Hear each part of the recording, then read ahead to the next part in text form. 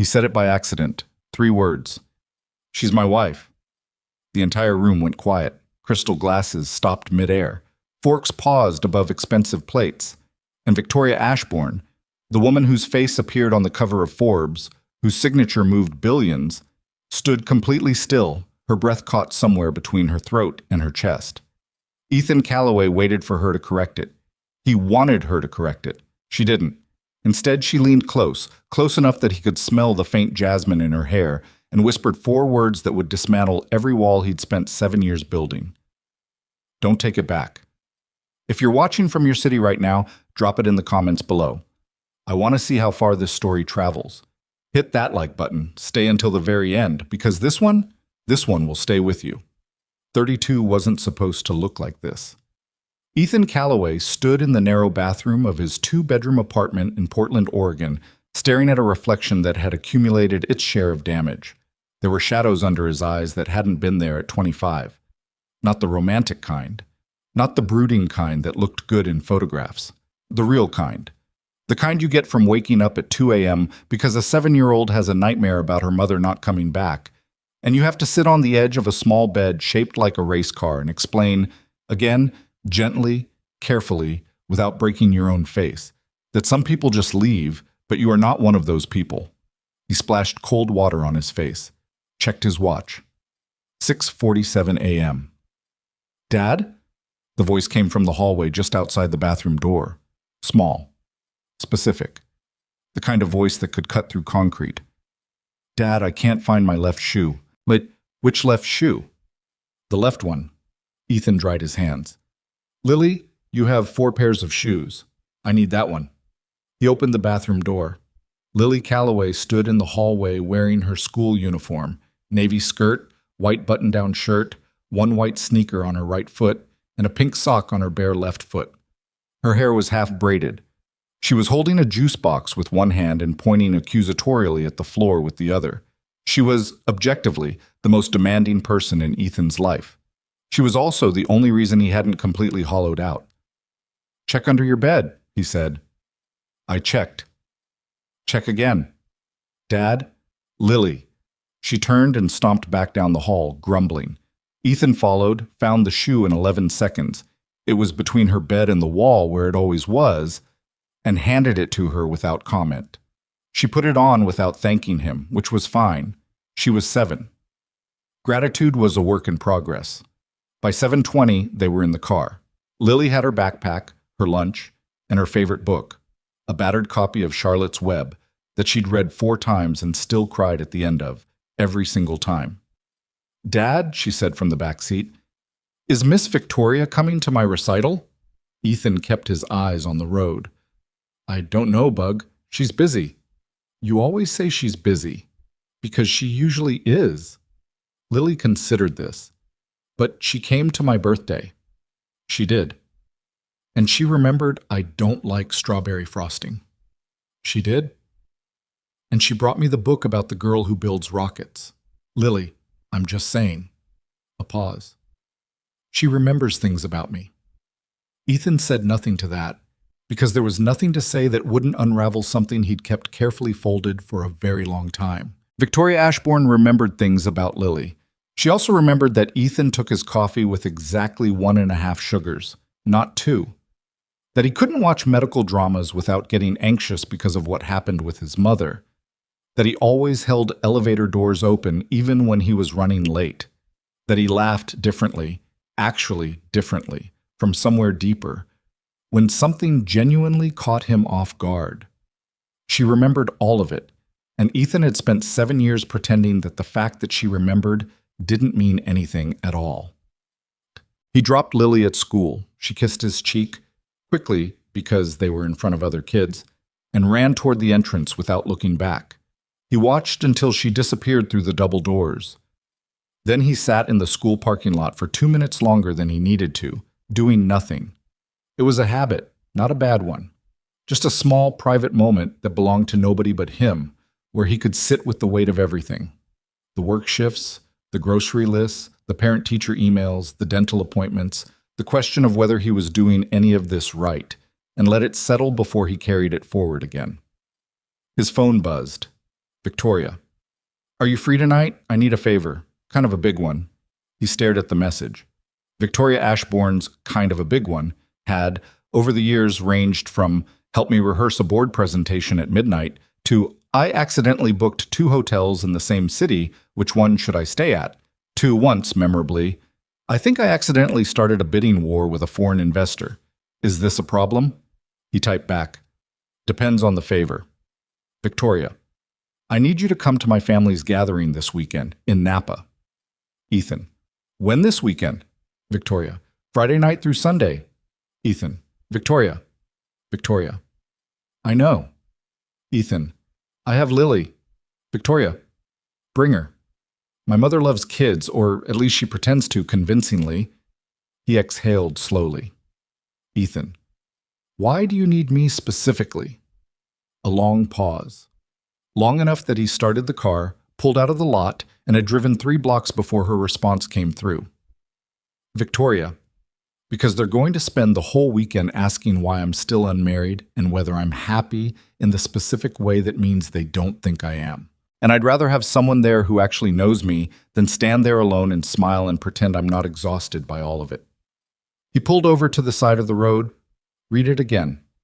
There it was. The thing Victoria almost never admitted. The exhaustion. The weight of being Victoria Ashbourne in rooms full of people who had opinions about what Victoria Ashbourne should be doing with her life. Ethan, I'll be there. People who read about Victoria Ashbourne in business publications got a specific version of her, sharp, decisive, unsentimental.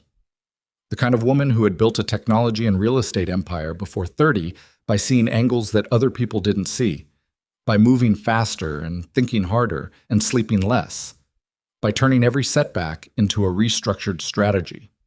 That version wasn't wrong exactly. It was just incomplete. The version Ethan knew was more complicated and, in his opinion, more interesting. Victoria Ashbourne, up close, was a woman who alphabetized her bookshelves but stacked her magazines in no discernible order. Who could negotiate a multi-million-dollar acquisition without blinking but spent 20 minutes in the cereal aisle comparing sugar content because she genuinely couldn't decide? Who was startlingly funny when she was relaxed. Not polished funny, not the kind of wit that worked in speeches, but genuinely funny, the kind of humor that surprised even herself, that came out sideways when she wasn't performing. She was also, though she would have disputed this characterization strongly, lonely. Not in a dramatic way, not visibly. Victoria's loneliness was architectural, built into the structure of her life rather than sitting on the surface of it. There were the 90-hour weeks, the way her relationships with men had consistently fractured against the thing she was, against the scale of her, against the weight of what being with someone like her actually required.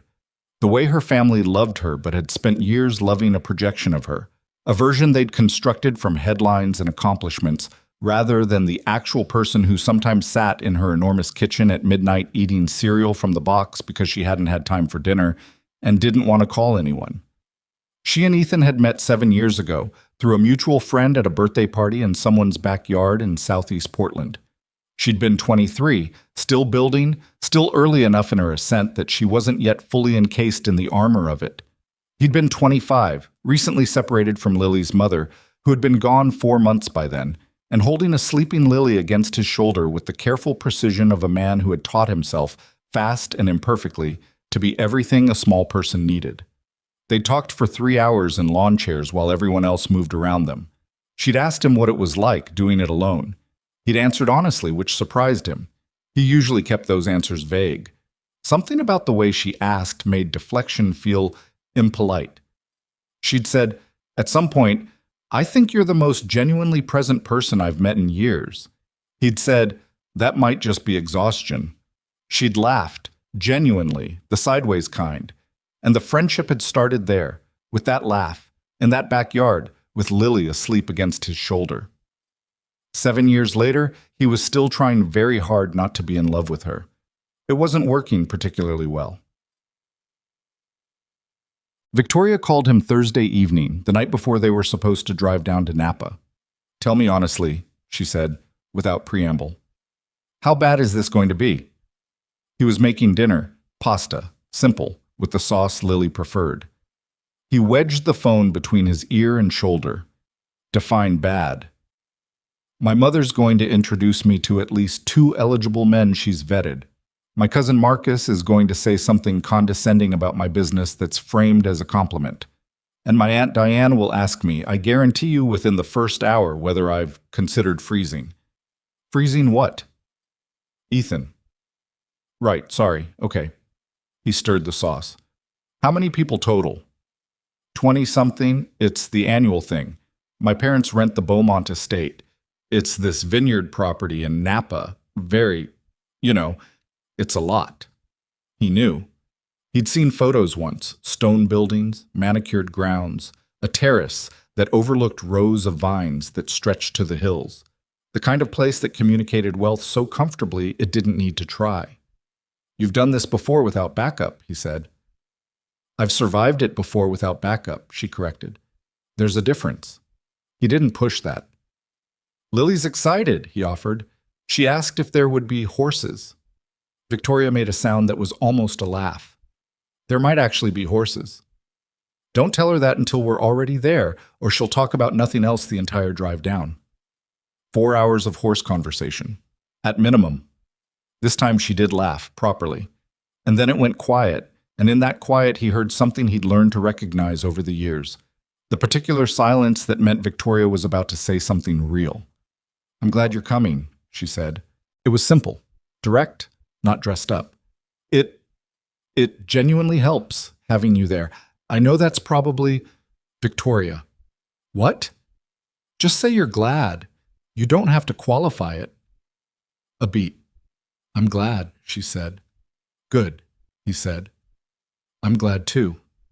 He went back to stirring the sauce and tried not to think about the particular frequency of her voice when she was being unguarded. He'd gotten very skilled, over 7 years, at not thinking about it. They arrived Friday evening, just as the light was turning gold over the vineyard hills. Lily had, in fact, talked about horses for approximately 2.5 of the 4 hours. She had also eaten 2 granola bars, fallen asleep briefly, woken up and asked if they were there yet exactly 14 times by Ethan's count, and then fallen asleep again in the last 40 minutes, and had to be gently extracted from her booster seat in a state of confused semi-consciousness. Victoria had driven. Her car was substantially nicer than Ethan's, a dark blue Range Rover, clean and quiet, and she drove it the way she did most things, with full attention and without unnecessary commentary.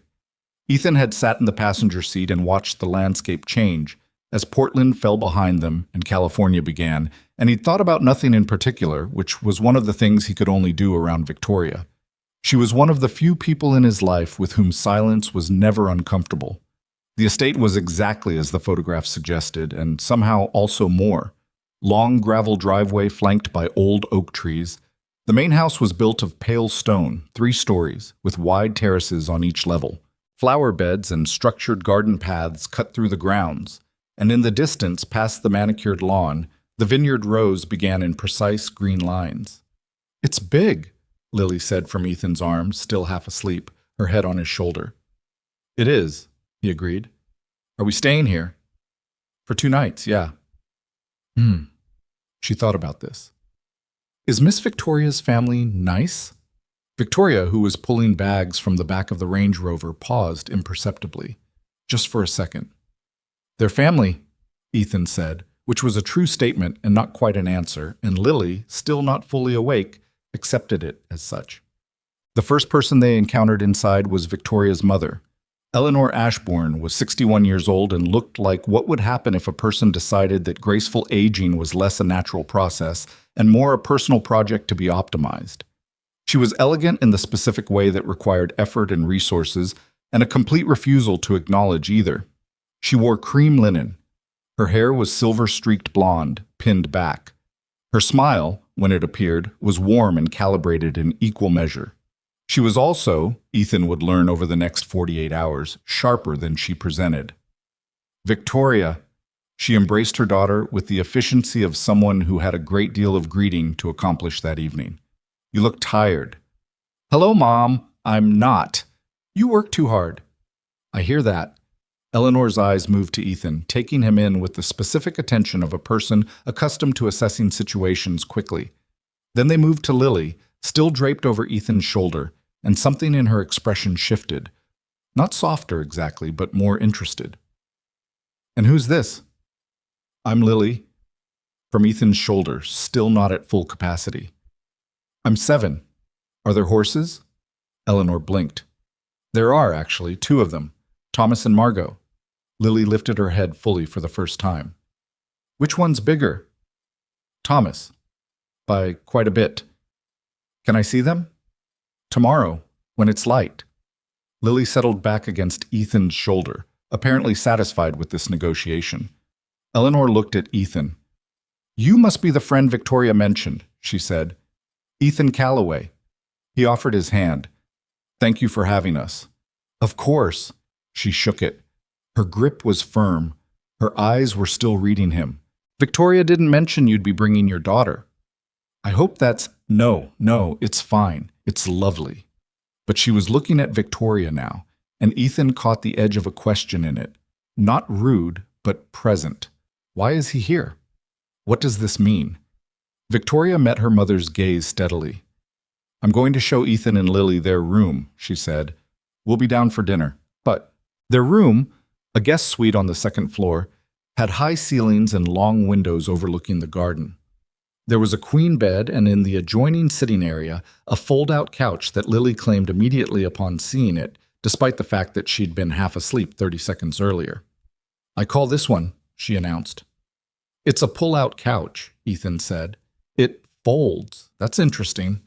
He couldn't argue with that logic.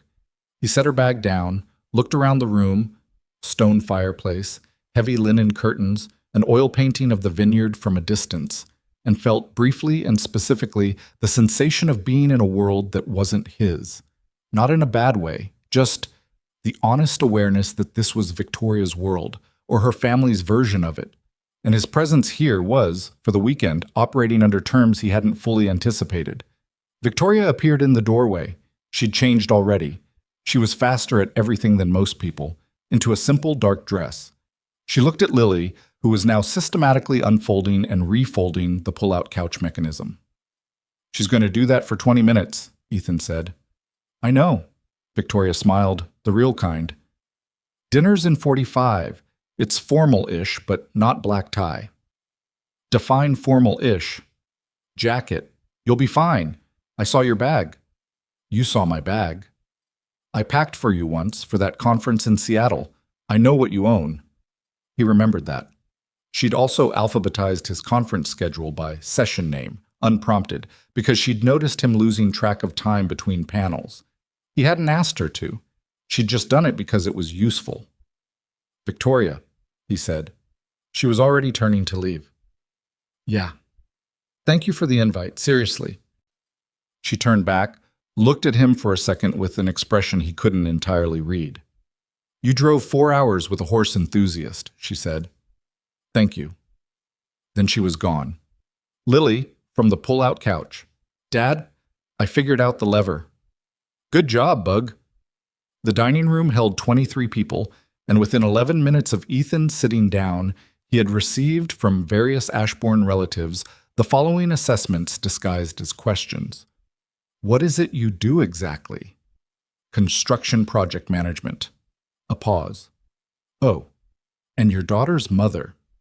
Is she in the picture?" "No." Another pause, this one longer. "Where in Portland did you say you lived?" "Northeast." A nod that communicated something unflattering. "How did you and Victoria meet?" "A friend's birthday." A frown that suggested this was insufficient. The person asking most of these questions was Marcus Ashbourne, Victoria's cousin, 35, the kind of handsome that had never required effort and had therefore never built character. He ran a hedge fund of some variety. He wore his watch on the outside of his shirt cuff, which was a thing Ethan had not previously known people did. Marcus had the particular quality of a person who delivered condescension so smoothly that it arrived before the recipient had identified it as such. He smiled constantly. It was never warm. "Victoria's always had eclectic taste in friends," he said at one point, leaning back in his chair with the ease of someone who owned rooms like this one in spirit, even when they didn't on paper. I think it's one of her more interesting qualities. Eclectic, Ethan repeated. Diverse, varied. Marcus gestured vaguely. She doesn't limit herself to, type. Ethan looked at him for a moment without expression. I wasn't aware friendship required a type. Marcus smiled. Of course not. It's a compliment. Across the table, Victoria was deep in conversation with her aunt about something. Ethan couldn't hear it, but he saw her glance over, catch the exchange, read it in approximately 1 second, and fractionally tighten her jaw. Lily, seated beside Ethan with a special plate that Eleanor's kitchen staff had assembled from regular dinner components, the child had diplomatically rejected the tartine but enthusiastically accepted the roasted potatoes and the plain chicken, was untroubled by any of this. She was explaining Charlotte's Web to Victoria's elderly Uncle Gerald, who appeared both confused and genuinely engaged. The spider dies, Lily was saying matter-of-factly, but it's okay because her children stay. There's a lot of them. They're small. Gerald adjusted his hearing aid. That's quite a story. It's my favorite. You've read it before? 4 times. I cry at the end every time. Gerald looked at this child for a moment. Me too, he said finally, though he almost certainly hadn't read it. But it was the right thing to say, and something in his expression suggested he understood instinctively that this was a child who deserved to be met where she was. Ethan watched this exchange and felt something unclench in his chest. Mad. After dinner, the family migrated to the terrace. The evening was warm, lit with string lights and the soft glow from inside. People drank wine and settled into conversations in clusters, and Ethan found himself standing at the terrace railing, looking out at the darkened vineyard, drink in hand, present but peripheral. He heard heels on stone, and then Victoria was beside him. "How are you doing?" she said. It wasn't entirely a question. "Fine," he paused. "Marcus is a treat." "Yes." She exhaled slowly. "He's been doing that since we were children. He does it to everyone. It's just that usually the people I bring here can—" She stopped. "Can what? Push back more effectively?" She turned to look at him. I wasn't going to say that, but it was somewhere in the sentence. A beat. I meant to say that usually the people I bring are less— She seemed to be selecting carefully. Less genuine than you. So his thing bounces off them more easily because they're performing too, and it becomes this whole— She gestured. Status theater. You just looked at him like he was being mildly irritating, which he was, and that's probably going to bother him more than anything else you could have done. Ethan considered this. That wasn't strategic. He was just being irritating. I know. She was smiling faintly. That's what I mean. They were quiet for a moment. The vineyard below was very still. They're going to keep wondering why you're here, Victoria said. My mother especially. She won't ask directly, but she's going to wonder. Let her. I just don't want you to feel— Victoria. He turned to look at her. I've been a single dad at school pickup, at the pediatrician, at parent-teacher nights, for 7 years. I've stood in rooms where I was the only one doing what I was doing. I'm fine standing in rooms where people have questions. She looked at him for a moment. I forget sometimes, she said, that you're— She searched for the word. Sturdy. Is that a compliment? It's the truest thing I could say. He didn't know what to do with that. He looked back out at the vineyard. Lily asked me if you'd remember that she hates strawberry frosting, he said, when it's not your birthday that's happening. Victoria blinked. What? She said you remembered it at her birthday. She was, I don't know, noting it. A long silence. She's a very perceptive kid, Victoria said. She really is, he agreed. The incident happened the following morning at breakfast. The estate's dining room had been reset for a more casual arrangement. A long buffet along one wall, smaller tables scattered rather than the formal single table of the night before.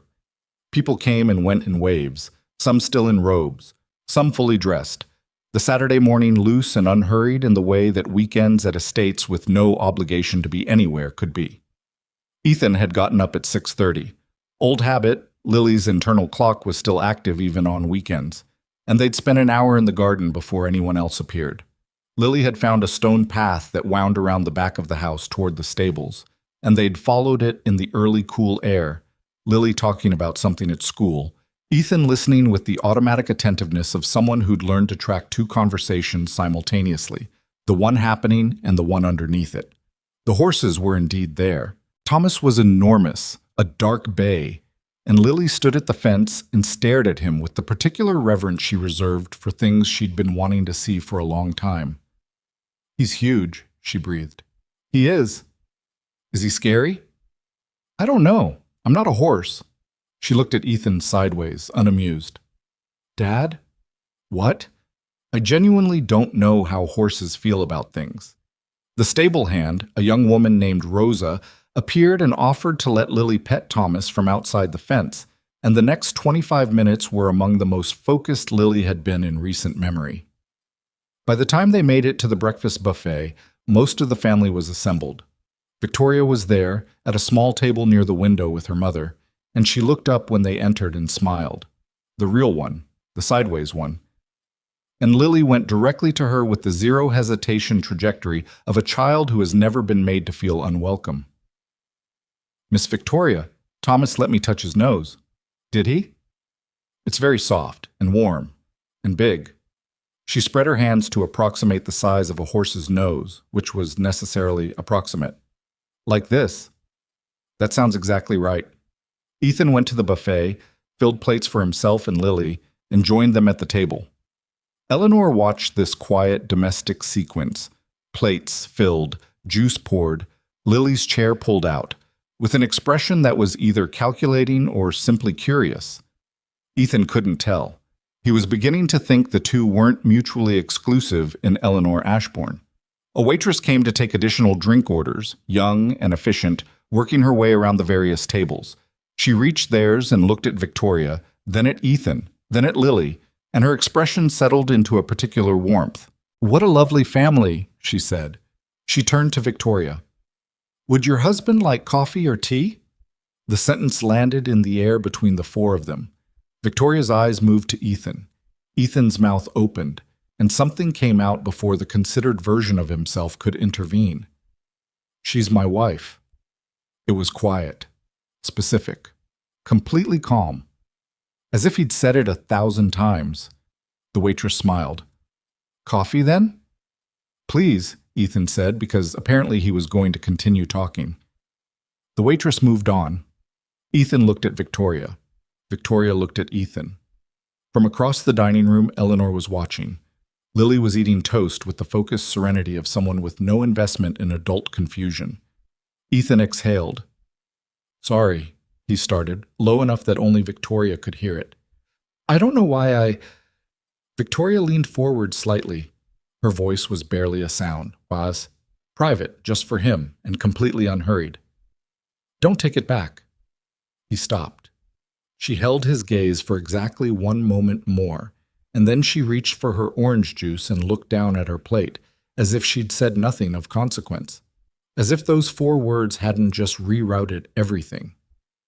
He didn't take it back. He wasn't sure he knew how, given that Eleanor Ashbourne had clearly observed the exchange from 30 feet away, and the particular way she was now watching her daughter suggested that some internal narrative in her mind had just updated in ways Ethan couldn't track. The breakfast continued. People finished eating.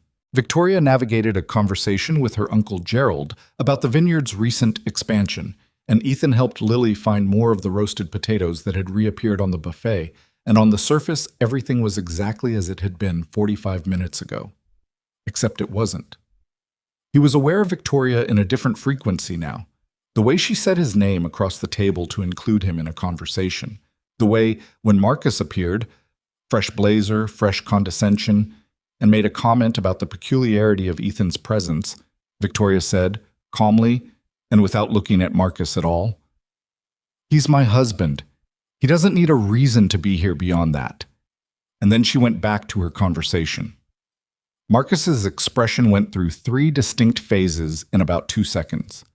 Lily, for her part, looked up from her potatoes when Victoria said husband, looked at Ethan, and then went back to her potatoes with absolutely no discernible reaction, which was either because she hadn't processed it or because at 7 years old she had already developed a very Lily way of filing certain information for later.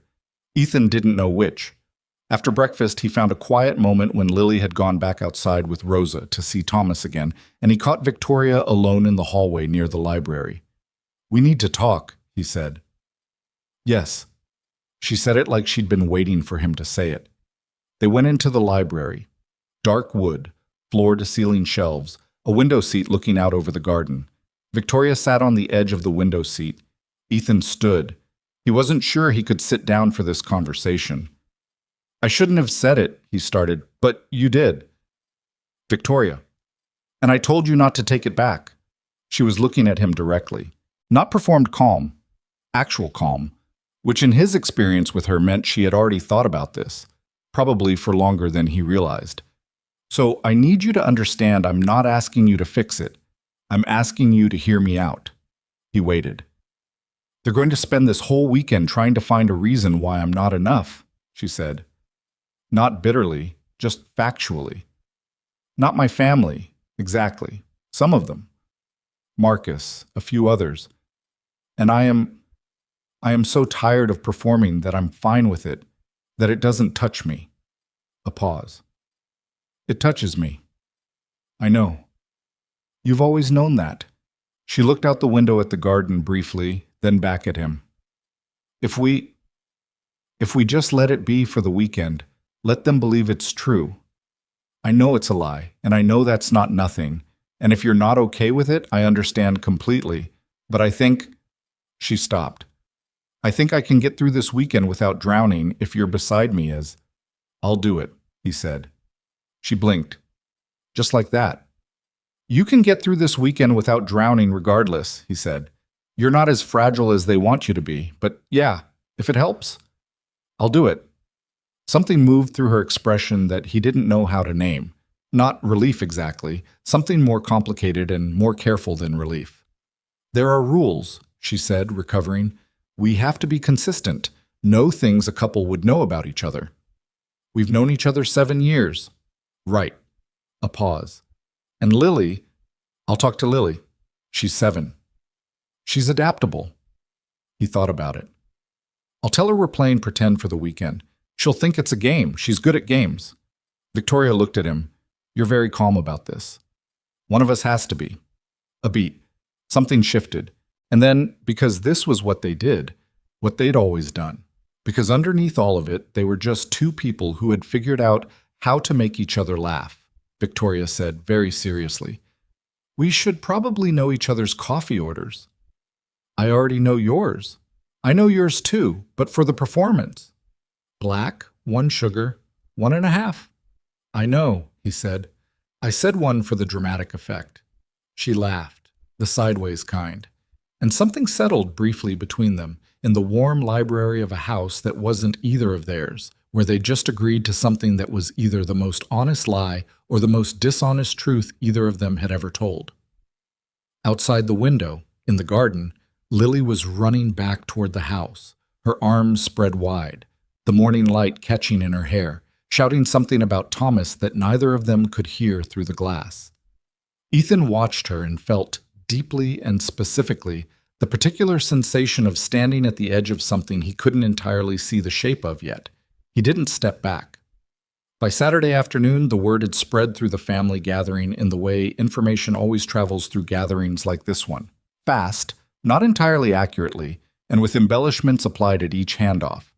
Eleanor had mentioned it to her sister Patricia. Patricia had mentioned it to her daughter, who told Marcus, who told 2 other cousins, and by the time the afternoon wine tasting convened on the terrace, it was established knowledge that Victoria Ashbourne was married to the quiet man with the little girl, and nobody had known, and wasn't that interesting, and why hadn't she said anything, and Victoria handled the questions with a composure that Ethan found, privately, extraordinary to watch.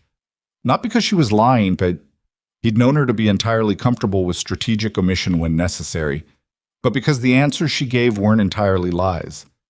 They were true things deployed carefully. How long? Long enough that it stopped feeling new.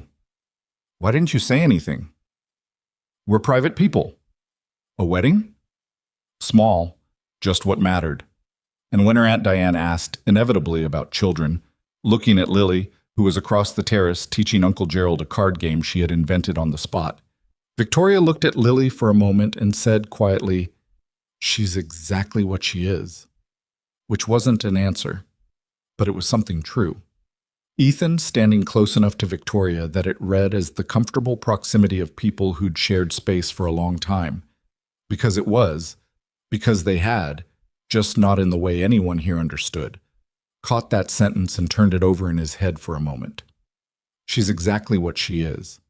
Later, after the wine tasting had dissolved into evening conversations and pre-dinner movement, Marcus found Ethan alone near the terrace railing. "I'll be direct," Marcus said. He always prefaced direct statements this way, which in Ethan's experience meant he was about to be anything but. "This is unusual. Victoria and I have been close for a long time, and she's never once mentioned, 'That's between Victoria and me,'" Ethan said. "Of course." That smile. "I'm just wondering about the timing. She brings this to a family gathering, announces it in passing, almost accidentally. It reads like—" He paused. "It reads like a performance." Ethan looked at him, took a breath, and then said simply, "Marcus, I don't particularly care what it reads like to you." Marcus's smile went slightly rigid. "I came here because Victoria asked me to," Ethan continued, "and because she's someone who matters to me, and she needed someone in her corner. If that doesn't fit whatever narrative you've already built about her, that's—" He gestured in a way that suggested Marcus's narrative was Marcus's problem. "That's yours to deal with." He turned and walked back toward where Victoria was standing with her mother, and he didn't look to see Marcus's expression because it didn't matter. He could feel, as he walked toward her, that Victoria had seen the exchange. When he reached her side, she didn't say anything. She just angled slightly toward him, barely perceptible, in the way that people do when they feel something tether. Eleanor beside her watched this small movement with an expression Ethan couldn't read. What he didn't know, what he wouldn't know until much later, was that Eleanor Ashbourne, who was a great many things but was not stupid, had already formed a question about the truth of what she was observing. She was simply waiting for the right moment to ask it. That night, after Lily had fallen asleep on the pull-out couch, with the certainty of a child who had used every available unit of energy on horses and invented card games, Ethan sat on the edge of the bed in the quiet of the guest suite and stared at the ceiling. He thought about the waitress, the sentence she'd said, the ease with which she'd assumed it. He thought about the way he'd answered, the reflex of it, the fact that it hadn't felt like a lie when it came out. He thought about, "Don't take it back," and the specific way Victoria had said it, not panicked, not calculated, but like someone naming a thing they'd decided. He thought about 7 years. The birthday parties, the late-night calls, the time she'd driven 3 hours to Portland when Lily had been in the hospital with a fever that spiked to 104, and she'd sat in the waiting room for 4 hours reading a magazine she hadn't looked at, just to be there when he came out. The time she'd fallen asleep on his couch watching a bad movie, and he'd covered her with a blanket and spent 20 minutes too long deciding whether to go sit back down. He thought about all the ways he'd talked himself out of it, all the reasonable, sensible architecture he'd built to keep that particular feeling behind glass. You can see it from here, just don't touch it, just leave it alone. You have Lily to consider, and she has her world, and you have yours, and the friendship is worth more. The friendship is worth more. The friendship is worth... From the pull-out couch, Lily made a small sound in her sleep. He looked over at her, the small shape of her, the slow breathing. She touched a horse's nose this morning and spread her hands wide to show Victoria how large it was. And Victoria had said that sounds exactly right, like it was the most important information she'd received that day. He lay back on the bed, looked at the ceiling, and thought about the word wife, and the way it had come out of him with exactly no hesitation. She's my wife. As if somewhere inside him it had always been true, and his mouth had simply, finally, caught up. He didn't sleep for a long time. Outside, the vineyard was still. The string lights on the terrace had been turned off. Somewhere in the old stone house, 23 people were sleeping, or not sleeping, or dreaming about things they wanted and had or wanted and didn't have or wanted and didn't know how to name. Ethan lay in the dark of a room that wasn't his, in a house that wasn't his, playing a role that was also somehow the most honest thing he'd done in years. And he thought, this is the problem, isn't it? Not the lie. The part that wasn't a lie at all. Sunday morning arrived the way mornings do when you haven't fully slept. Not sudden, but gradual and unkind, the light through the curtains arriving before Ethan was ready for it. He'd been awake since 5.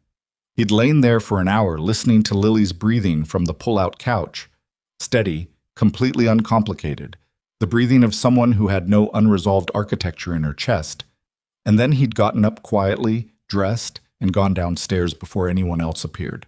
The estate kitchen in the early morning was a different place than the estate kitchen at any other hour. Emptied of staff, emptied of family, it was just a large room with good light and the smell of old stone and whatever had been baked the night before. Ethan found the coffee, found the filters, found the machine that was far more complicated than it needed to be, and spent 4 minutes figuring it out through the specific problem-solving methodology of a person who was too tired to be defeated by an appliance. He was on his second cup when Victoria appeared. She was in a gray sweater and loose trousers, her hair down, not yet fully into whatever the day required of her. She looked at him, looked at the coffee machine, and said nothing, which was the correct response to someone who was already making coffee at 6 in the morning in someone else's kitchen. She sat down across from him at the kitchen island.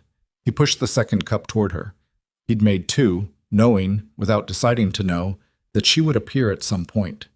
She wrapped both hands around it. "You didn't sleep. I slept. You have the face of someone who had a conversation with the ceiling for 4 hours. He looked at her. "Do you want to talk about it, or do you want to drink your coffee first?" "Coffee," she said immediately. They sat in the quiet of the empty kitchen for a while. Outside, the vineyard was pale in the early light, the rows of vines still and symmetrical against the hill.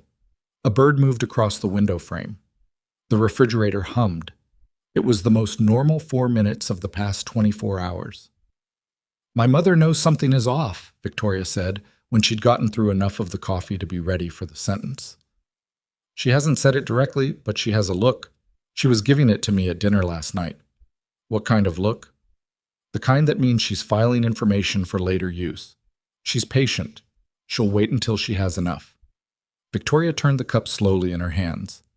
"She's going to ask one of us something direct at some point today, and it'll be framed as casual, and if we're not ready for it, we'll trip." Ethan thought about this. What would she ask? She'd ask when or where, somewhere specific that we'd have to have an actual answer for. Victoria paused. She got married at St. Anselm's in Boston, and she asked everyone at her wedding where they planned to get married, so she'll probably start there. "So we need a where. We need a where." He thought about it for a moment. "Backyard wedding," he said. "Someone's backyard in southeast Portland, friend's place, small." Victoria looked at him. "It fits," he said. "It's true to both of us. Neither of us would do something large." "You've thought about this." "I've had 4 hours." She was quiet for a moment. Then, with something that was almost a smile, "What friend's backyard?" "Danny Kowalski. He's real. Your mother won't be able to verify him, and if she tries, she'll find he exists." Danny Kowalski was a guy Ethan had known since college who had, in fact, had people over for a party in his substantial southeast Portland backyard. He was a landscaper. His backyard was nice. "Danny Kowalski," Victoria repeated. "Good man. Big yard. We don't have to tell him." This time she did smile, and it was the sideways kind, the one that meant she was genuinely caught off guard by something. "You're better at this than I expected. I manage construction projects. The job is basically finding solutions before problems become crises." "Is that what this is?" "I haven't decided yet." She looked at him across the kitchen island, and for a moment the performance of it fell away entirely. The story they were telling, the arrangement they'd agreed to. And it was just the two of them in an early morning kitchen, holding coffee cups, being honest in the way they'd always been honest, which was imperfectly and carefully and without very much of the protective distance that most people maintained. "Are you okay?" she asked. Not the social version, The real one. Yeah, he meant it, mostly. You? I don't know. She looked at the window.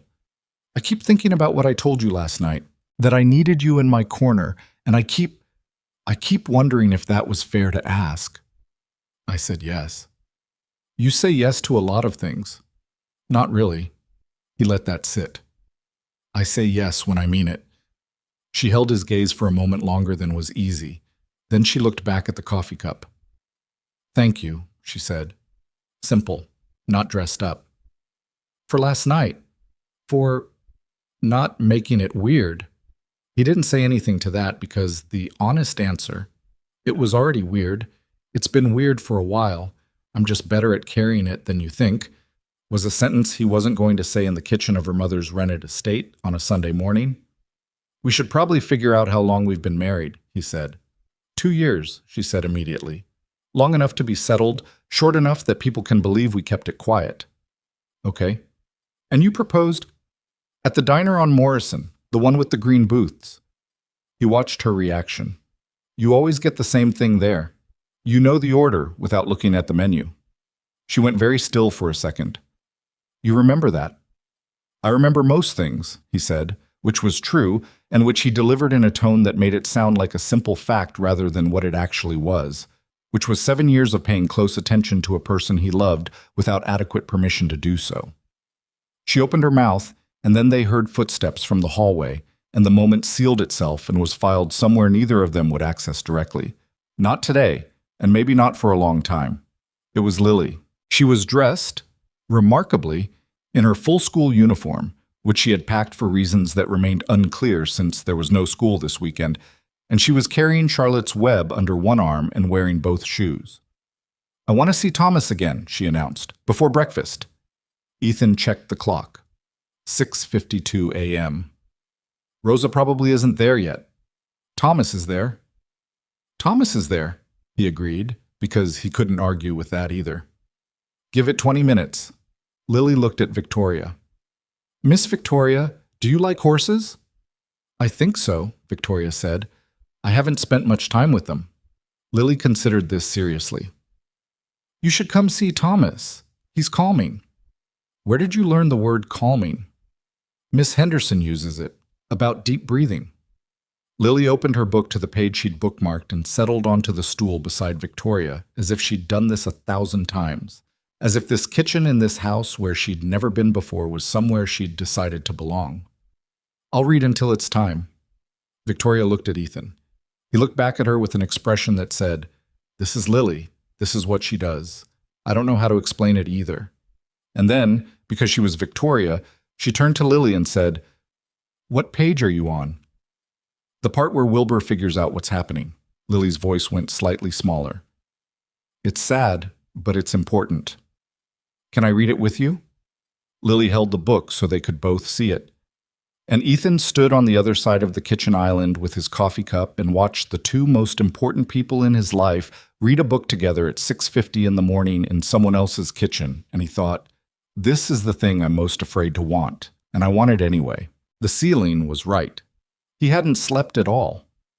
Eleanor Ashbourne came downstairs at 7:15 and found them exactly like that. She stood in the kitchen doorway for a moment before anyone noticed her, and in that moment she looked at the three of them.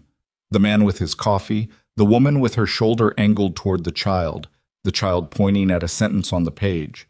And her expression did something quiet and complex that none of them saw. When she cleared her throat and said good morning, her voice was a fraction warmer than it had been the night before. Ethan noticed. He filed it and said nothing. The morning moved forward the way the rest of the weekend would, in the complex choreography of a lie that kept turning up truths neither of them had intended to speak aloud. Marcus appeared at breakfast with the specific energy of someone who had spent part of the night reconsidering a position. He was more measured, less overtly pointed.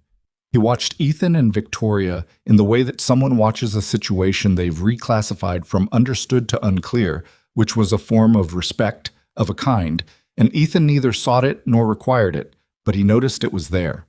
Victoria's Aunt Diane, who had indeed asked about freezing within the first hour of Friday evening, Victoria had simply said, I'm keeping my options open, in a tone that closed the topic with surgical precision, softened considerably when Lily explained, in elaborate detail, the difference between Thomas and Margot's personalities based on her interactions with them over approximately 90 minutes of total acquaintance.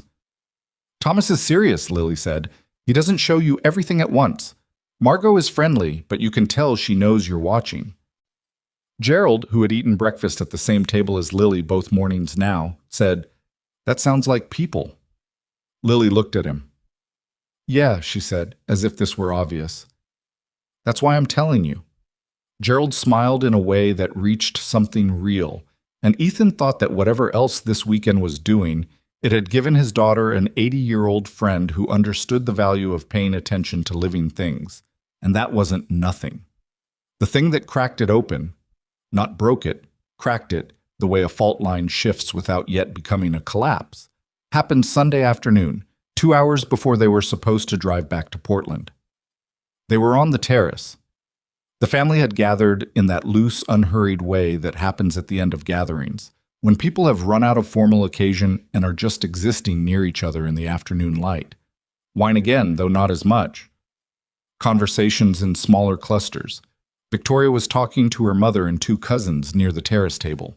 Ethan was a few feet away with Lily, who had given up on company and was lying on a terrace lounger reading, her shoes off, her feet in white socks crossed at the ankle, completely removed from the adult world around her in the specific way that children can disappear into books like they're stepping through a door. And then the terrace door opened, and a man walked through it that Ethan didn't recognize, but Victoria did. He could tell by the way her body registered it, not visible to anyone not watching closely, but Ethan was watching closely. Her shoulders went slightly back. Her chin came up a fraction. Her expression didn't change, but the quality of her attention to the conversation she was in shifted in a way that meant she was no longer fully inside it. The man was tall, well-dressed in the particular way that people are who have been well-dressed so long they don't think about it anymore. Dark hair, early 40s, the kind of face that had probably been beautiful at 30 and had since transitioned into something more interesting, more complicated. He moved through the terrace with the ease of someone who'd been here before. Eleanor saw him and crossed to greet him, which meant he was expected. Invited. Victoria's cousin Celia appeared at Ethan's elbow from nowhere. "That's Daniel Ashford," she said, in the tone of someone delivering meaningful information to the correct recipient. "Victoria's ex." "Well, not just ex. They were engaged, actually, 3 years ago. It didn't end quietly." "Celia," Ethan said pleasantly, "why are you telling me this?" She blinked. "I thought you should—" "I know who he is," Ethan said, which was a lie, but it was a lie that required zero visible effort, and Celia, slightly deflated, drifted away. He looked back at Victoria. She was still in her conversation. She had not looked toward Daniel Ashford. This was, Ethan knew, a deliberate act, the specific kind of stillness that requires more effort than movement. Ethan picked up his drink, walked the few feet to where Victoria was standing, and settled beside her in the easy way of someone arriving at their natural position. He didn't say anything about Ashford. He didn't do anything pointed or performance-ready. He just was there, in the way he'd been there all weekend, solid, unhurried, without agenda. Victoria's hand at her side found his wrist. Not his hand, his wrist. Light, brief, the way someone touches a railing to confirm it's there. He didn't move. Daniel Ashford made his way around the terrace at the pace of someone comfortable in any room he entered, and he reached Victoria's cluster perhaps 10 minutes later, when the cousin and the aunt had drifted to the buffet table, and it was just Victoria and her mother and Ethan. "Victoria." His voice was controlled, pleasant, with an undertone of something that Ethan registered and did not like. "It's been a while." "Daniel." Her voice was clean, careful. "I didn't know you were coming," Eleanor said with the precision of a woman navigating a space she'd designed. "Daniel's been consulting for the vineyard. It seemed practical to invite him for the weekend gathering." She smiled at Ethan. "You've met my daughter's husband, Ethan?" The sentence was a test. Ethan could feel it. Eleanor deploying the word deliberately, watching Daniel Ashford's reaction, watching Ethan's reaction, measuring. Daniel Ashford's smile did not quite reach its destination. Husband, he said. That's new. Relatively, Ethan said. Daniel looked at him with the full attention of someone recalibrating. Daniel Ashford. He extended his hand. Ethan took it. The handshake was the kind where both parties know it isn't just a handshake. Ethan Calloway. Ethan's in construction management, Eleanor offered. She said it neutrally. Whether she intended it as a point in Ethan's favor or not, Ethan couldn't tell, and he decided it didn't matter. Daniel looked at Victoria with an expression that was trying to be good-natured and was about 60% successful. You kept this quiet. We're private, Victoria said, the same sentence she'd used all weekend. It kept being true. Right. Daniel glanced at Ethan again, then, with the particular intonation of a man who wanted to reestablish something and was framing it as lightness. I always thought you'd end up with someone more in your world. No offense, he added, directed at Ethan with a smile. None taken, Ethan said, in the tone that means, I heard exactly what you said. It's just, Daniel gestured loosely. Victoria's world is complicated, demanding.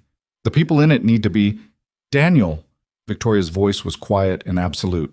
Don't. A silence that had weight. I'm just saying.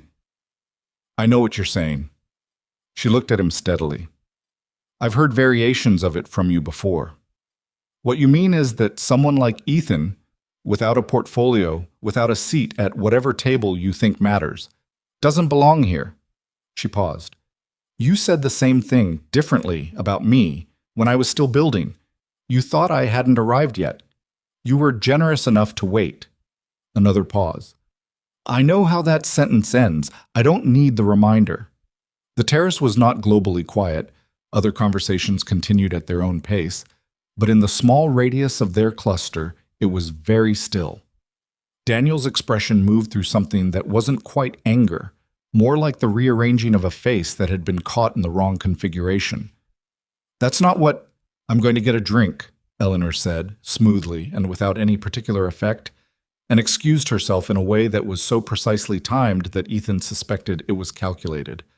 Her way of leaving Victoria the space to finish what she'd started.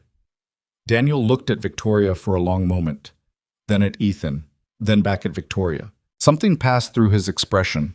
Loss, maybe? Or the specific discomfort of a man watching a future he'd written for himself get revised. You seem happy, he said finally. He seemed to mean it, which made it harder. I am, Victoria said. It wasn't a performance. Ethan heard the difference. Daniel nodded once, said something mild about getting a drink, and walked away. Victoria stood very still for a moment. Then she exhaled slowly from somewhere deep, like releasing a pressure she'd been holding longer than she knew. You okay? Ethan said, low. Yes. A pause. I forgot how much space he used to take up. She was looking at where Daniel had gone. Not physically, just his version of things. How easily I used to let it in. Ethan said nothing, because there was nothing to say that wouldn't either minimize it or overweight it, and she didn't need either. Thank you, she said, for not doing anything. Like what? Like posturing. He was waiting for you to posture. It would have given him something to push against. She looked at Ethan. Instead, you just stood there. I was there, he said. That was the point. She looked at him for a moment in the afternoon light, and Ethan saw something in her face he didn't know how to classify. Something that was working itself out quietly, revising something. The expression of a person arriving at a conclusion they hadn't started the day expecting to reach. Then Lily's voice came from the lounger. Dad, this part is sad. Both of them turned. Lily was holding the book with the focused sorrow of a child fully inside a story. I know, Ethan said. Keep reading. It's sad every time, Lily said, somewhat accusatorially, as if this were Ethan's fault. That's how you know it's good. Lily made the sound she made when she didn't want to admit someone was right and went back to the page. Victoria's hand found Ethan's wrist again, briefly, the same as before. Then she moved to sit beside Lily on the lounger, and she said, Tell me where you are. And Lily told her, and they put their heads together over the book, and Ethan stood in the afternoon light watching them and thought, 7 years. And I still have not found the adequate response to this. The afternoon shifted slowly toward the hour when cars began to appear in the gravel driveway, when bags were carried downstairs, when the assembled family moved through the specific choreography of departure. Hugs that ranged from genuine to performative, promises to stay in touch that varied in sincerity, the particular relief that descends over a gathering when it officially ends, even if it was, mostly, fine. Eleanor found Ethan alone in the upstairs hallway, carrying Lily's bag. Lily was downstairs saying goodbye to Thomas one final time through the paddock fence, a farewell that Rosa had apparently agreed to facilitate. "I'll be quick," Eleanor said, which meant she had something specific to say and had been waiting for the moment. He waited. She looked at him with the direct, unbothered gaze of a woman who had assessed a great many situations and had arrived at conclusions in each one without apology. "I don't entirely know what the story is," she said. "Between you and Victoria. I have questions. I think you both know that." "Okay," he said. "But I watched you this weekend." She paused. "The way you handle Lily, the way you stood with Victoria when Daniel was being Daniel, the way you didn't perform." She said the last word with specific intention, as if performing were something she'd seen a great deal of and recognized on sight. "I'm not asking for an explanation today. I'm telling you that I saw what I saw." Ethan looked at her. "What did you see?" She considered the question with the patience of someone who believed questions deserved real answers.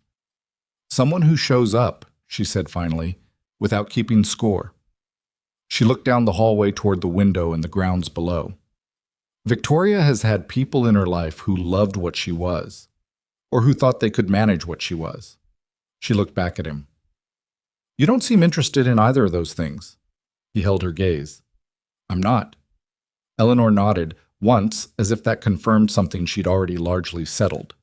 Then she said, "Drive safe," and went back downstairs. He stood in the hallway for a moment, bag in hand, in the particular stillness of having been seen more clearly than he'd intended to be. Then he heard Lily from somewhere below calling his name with the urgency of a child who had thought of something important, and he went downstairs. Victoria was loading the last bag into the Range Rover when Ethan got to the driveway. Lily was beside her, still talking.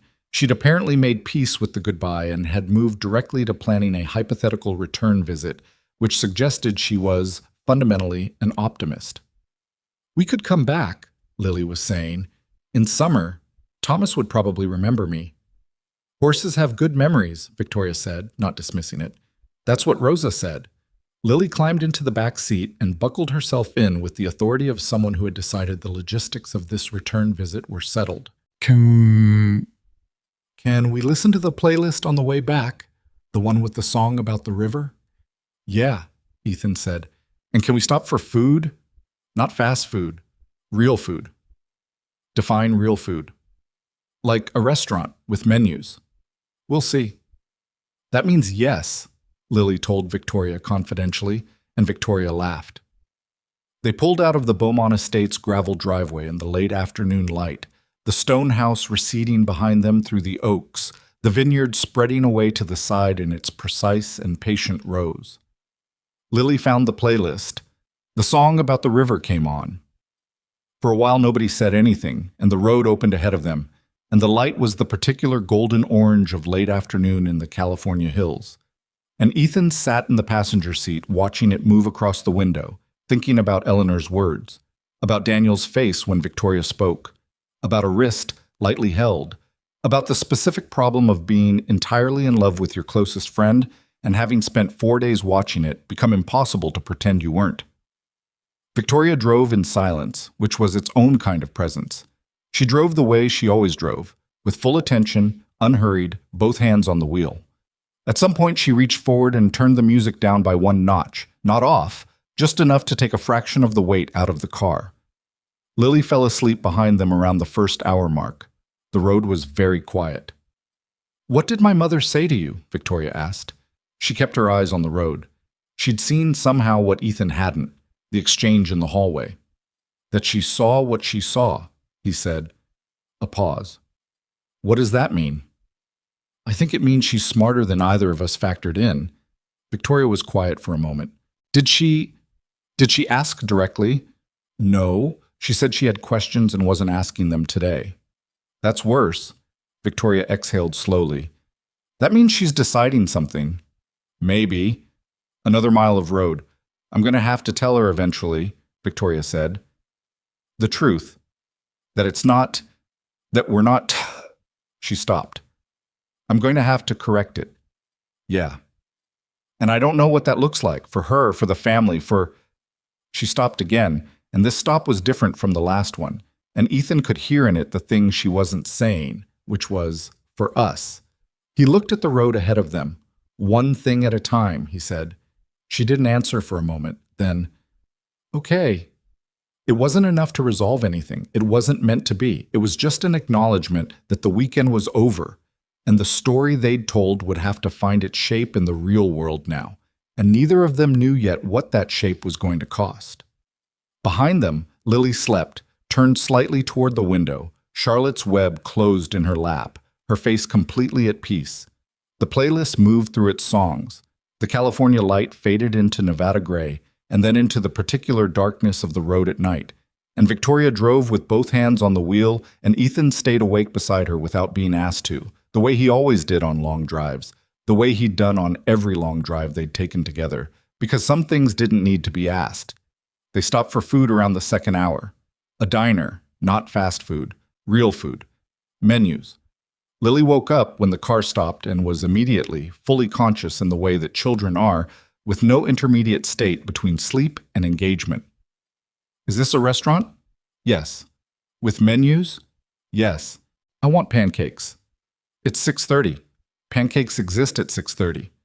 They sat in a booth near the window. They ordered. Lily got pancakes. She ate approximately half of them and then told Victoria at length and with great sincerity that she thought Margot the horse had seemed sad, and that she thought people didn't pay enough attention to whether horses were sad. Do you think Thomas was happy? Lily asked. Victoria considered this seriously. I think Thomas was reserved, she said. Reserved isn't the same as sad. Lily turned this over. What's the difference? Sad people, or sad horses, want something they don't have. Reserved ones have decided what they want and they're waiting for the right time. Lily nodded slowly, as if this had clarified something larger than the horse question. Ethan watched Victoria field this conversation with the careful honesty she gave to everything Lily asked, without condescension, without impatience, and he thought about reserved and waiting and wanting, and the specific terrible patience of knowing what you want and being unable, for various sufficient reasons, to simply reach for it. He drank his coffee, 1.5 sugars. Victoria caught him watching her, and he looked at the window. The parking lot outside was lit in gas station yellow, and a truck was pulling through, and a couple was walking their dog, and the world outside was completely ordinary, and he was sitting in a booth with his daughter and the woman he'd loved for 7 years, eating dinner at 6:30 in the evening in a diner in the middle of California, and none of it was extraordinary except that it completely was. Dad, Lily said. Yeah. You have the faraway look. Sorry. It's okay. She handed him the syrup, though he hadn't asked for it. You can have the rest of my pancakes if you want. He looked at the half-eaten pancakes. Thanks, Bug. You're welcome. She folded her hands on the table. Miss Victoria, she said, are we going to visit the horses again? Victoria looked at Ethan very briefly, a look that was a question and a complicated thing and an honest thing all at once. And then she looked at Lily and said, I think that's likely. Lily smiled, the uncomplicated smile of a child who has been told what she wanted to hear and believed it, and had no reason not to. They drove the rest of the way home in the full dark, the music low, Lily asleep again for real this time, and Ethan and Victoria said very little, but the silence between them had changed its quality, as silences do when the people inside them have said enough true things to shift the ground underfoot. They reached Portland near midnight. Victoria pulled into Ethan's street, stopped in front of his building. She kept the engine running. He unbuckled, turned to get Lily, who was a dead weight of sleep in the back seat. "Ethan," Victoria said. He looked back at her. In the dark of the car, in the yellowish spill of the streetlight, she looked, not uncertain, Victoria was rarely uncertain, but something adjacent to it. The face of someone standing at the edge of a sentence and choosing each word carefully. "Thank you," she said, "for the whole thing. For being there." "I meant what I said," he told her. "I say yes when I mean it." She looked at him. Something moved through her expression. That quiet revision again, the same one he'd seen on the terrace. Whatever was being rewritten. "I know," she said. And that was all, because that was enough. And they both knew it. He got Lily out of the back seat, carried her. She was heavier than she used to be. She was always heavier than he remembered. Up to the apartment. Unlocked the door with the particular skill of a person who has done this one-handed in the dark 100 times. Got her to bed, shoes still on because some battles weren't worth it at midnight, pulled the blanket up. He went back to the living room and sat down on the couch in the dark for a moment. The apartment was quiet, the way it was always quiet when Lily was asleep, which was different from empty, though it was both. He sat there for a while. Then he got up, turned off the lamp he'd left on, and went to bed and lay in the dark with the particular awareness of a man who had spent a weekend telling a lie that kept telling the truth, and who knew, with the clear, uncomfortable certainty that comes when you've run out of room to look the other way, that something had shifted and that it was going to require something from him he hadn't yet figured out how to give. Outside the window, Portland was doing what Portland does. Quiet, damp, the particular gray-green dark of a city that smells like rain and old trees. And somewhere across the city, in the apartment that had been on the cover of a magazine once, Victoria Ashbourne was either asleep or she wasn't. And either way, she was thinking about something. And Ethan Calloway lay in his bed and thought about the word reserved and waiting, and the specific long patience of a man who'd known for 7 years exactly what he wanted and had been, until this weekend, very good at pretending he didn't. The week after Napa was quiet in the way that follows something large. Not peaceful exactly, but the kind of quiet that accumulates in the space between what happened and what happens next. Ethan went back to work Monday morning.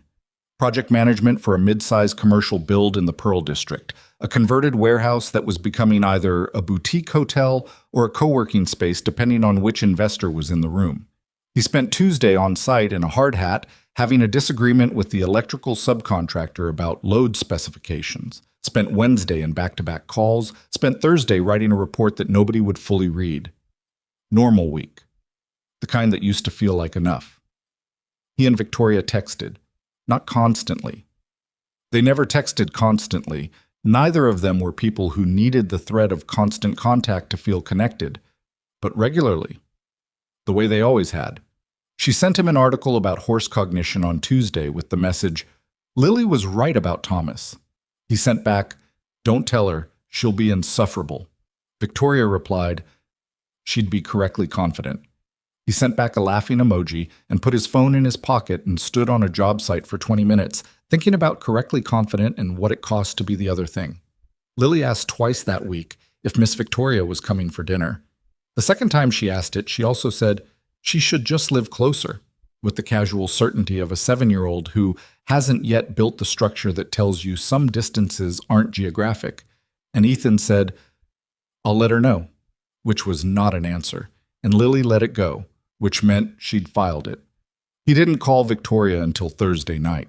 Lily was in bed. The apartment was in its late-night version of itself.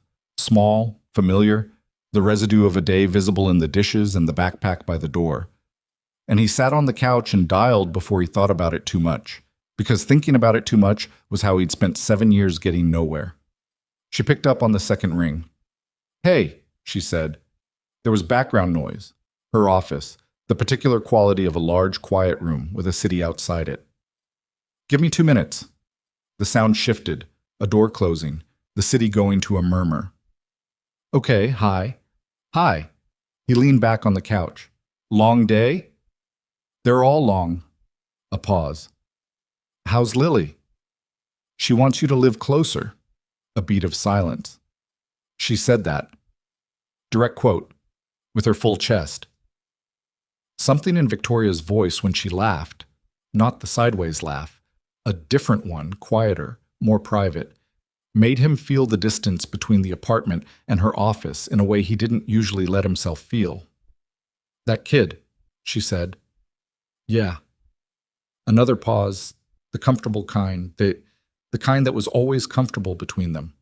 Then she said, "I got a call from my mother today." He waited. She didn't ask directly.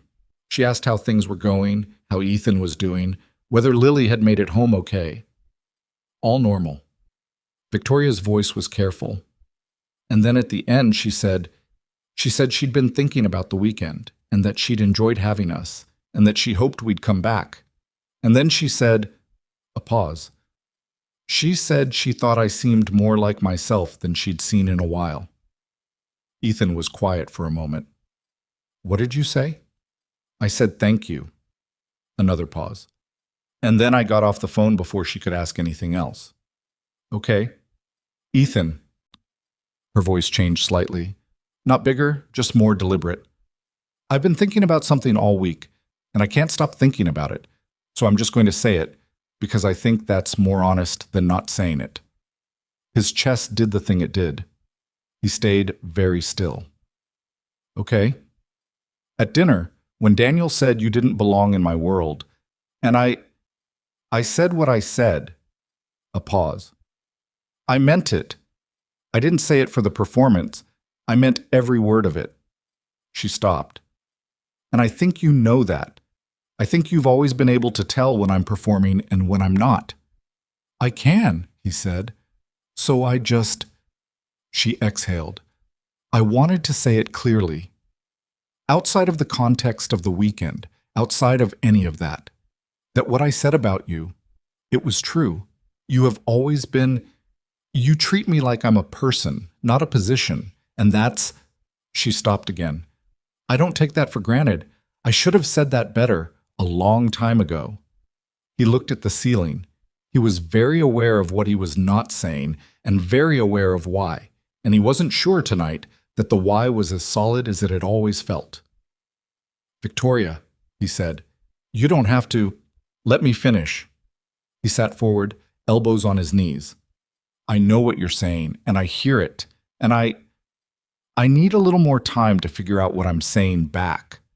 Not because I don't know what I think, because I need to know that what I say is something I can stand behind when it's not Napa, when it's not a dining room full of your family, when it's just Tuesday, Portland, real life." A long silence. "Okay," she said finally. "Not hurt. Something more careful and more honest than hurt." "That's fair."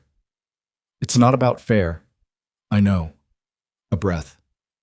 "I know what it is. You're making sure." Another pause. "You've always made sure before you commit to anything.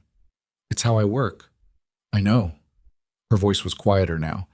"It's one of the things—" She stopped herself. He didn't push the sentence, let it sit in the space between them, half-formed, and trusted that both of them understood the shape of it. "Get some sleep," he said. "I'll try." A pause. "Tell Lily Thomas says hi. She'll know you made that up. She'll choose to believe it anyway." He smiled. "Yeah, she will." He hung up and sat in the quiet apartment and thought, for the first time in a very deliberate and unguarded way, about what he was actually afraid of. Not of loving Victoria. He'd been afraid of that for so long it had become furniture. He'd learned to move around it. The thing underneath that. The fear that he would step forward and she would realize, once the weekend's specific atmosphere had cleared, once the performance pressure was gone, and it was just him, Ethan Calloway, project manager, single father, a person with a daughter and a small apartment and a job that didn't make headlines, that what she'd felt was the situation and not the person. That fear had a long history. He knew exactly where it came from. He also knew, sitting there on the couch, that Victoria had just said something she didn't have to say, had gone out of her way to say it clearly, outside of any context that would have required it, had said it because it was true and because she thought he should know. He sat with that for a while. Then he went to check on Lily, who was asleep with her arm thrown over the edge of the bed and Charlotte's web on the floor where it had slid off the mattress.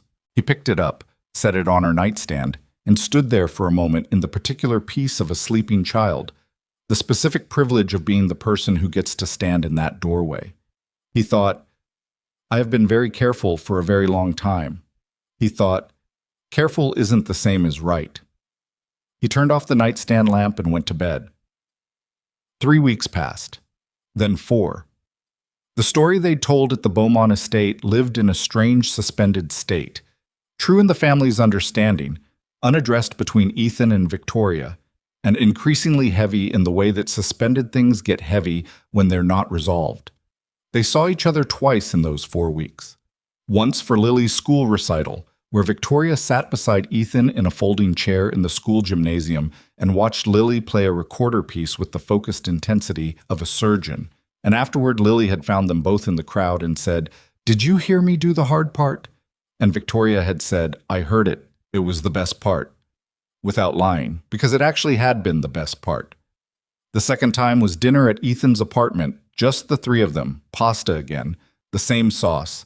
And Victoria had sat at his kitchen table and helped Lily with a school project about ecosystems while Ethan cooked, and the 3 of them had talked over each other for 2 hours. And when Victoria left at 9, she had stood at the door and looked at Ethan with the same expression she'd had in the car outside his building the night they came back from Napa, the one that was revising something, and she'd said goodnight and left. He walked back to the kitchen. Lily was putting her ecosystem project materials away. "She's nice," Lily said. "I know. Like, actually nice. Not just nice to me because you're my dad." Lily looked up. "Some people are nice to me because of you. She's nice because she wants to be."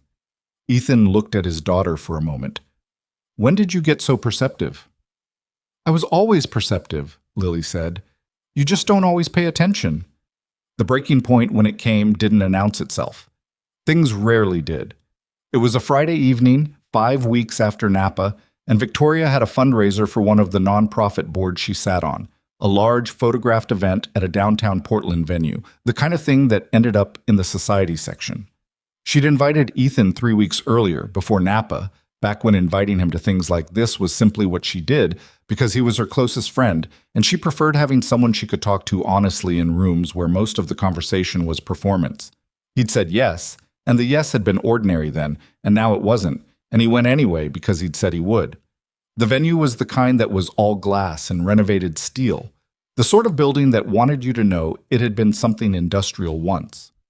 It was full by the time Ethan arrived, 200 people, maybe more, moving in the particular current of an event where everyone was visible and everyone knew they were visible. He found Victoria near the center of the room in a dark green dress that he registered, and then spent some effort not registering. She was in conversation with 2 men in suits who were the type to stand the way people stand when they're used to being the tallest authority in any given room. She saw Ethan come through the crowd, and the conversation didn't stop. She was too practiced for that, but something in her posture shifted in the way it always did, the fractional loosening that meant she knew he was there. He got a drink, gave her time to finish. She extracted herself from the suits with the diplomatic efficiency of someone who'd been doing this since her mid-20s and found him at the edge of the room. "You look," she started. "Don't," she smiled. "I was going to say you look like you already want to leave." "I don't. I'm fine." "You have the face you get at crowded things." "I'm fine, Victoria." "Okay." She stood beside him and they watched the room for a moment in the comfortable parallel way. "Thank you for coming." "You already thanked me." "I'm thanking you again." He looked at her. She was looking at the room, and there was something in her profile tonight, something that had been there since Napa in slightly different form, some new tension, like a person carrying a sentence they hadn't yet found the right moment for. He was about to ask about it when he saw, across the room, Daniel Ashford. He said nothing, kept his expression even. But something in his stillness communicated it to Victoria, who followed his line of sight and went still herself. "I didn't know he'd be here," she said immediately. "He's not on the board. Victoria, it's fine." She looked at him with the particular intensity of someone who needed to be believed. "It's not. I would have told you. I know you would have." He meant it. Relax. She exhaled, looked back at the room. He's been making calls, she said in a lower register. To people in my circle, since Napa. I've heard from 2 people who told me he'd been asking questions. About us. About whether the marriage was… She stopped. Whether it was real. Yes. Ethan looked across the room at Daniel Ashford, who was in conversation with someone and had not yet appeared to notice them. He thought about the terrace at Beaumont, the specific angle of Daniel's expression when Victoria had said what she'd said. The particular kind of person who responds to being corrected by investigating rather than reconsidering. What kind of questions? Ethan said. The kind that are framed as concern. You know, I just want to make sure she's okay. I've known her a long time. The whole thing seemed sudden. Victoria's voice was controlled but tight. He's not being aggressive about it. He's being strategic, which is worse. Ethan thought about this. What does he expect to find? The truth, she said flatly, which would confirm what he thinks, that it was a story. She paused. And then he could reframe the whole weekend, the way I stood up for you, the way my mother reacted. All of it would look like we manufactured something and she fell for it. And Daniel knows… She stopped, turned her glass slowly. He knows my family's pressure points. He was engaged to me. He knows where it would land. The thing was, she wasn't wrong. Ethan could see the shape of it clearly. Daniel Ashford didn't need to blow anything up publicly. He just needed to plant enough doubt in enough ears that the story rewritten itself. And then Eleanor's warming toward Ethan, the permission she'd given herself to believe her daughter was genuinely happy, would retract, and the damage wouldn't be to the lie. It would be to Victoria. It would confirm, in her family's view, that she'd manufactured something, that she'd needed to manufacture something, which was worse than being unmarried. How much does he know? Ethan asked. I don't know exactly. Celia told him we said it started at a diner. He's probably been checking from there. She paused.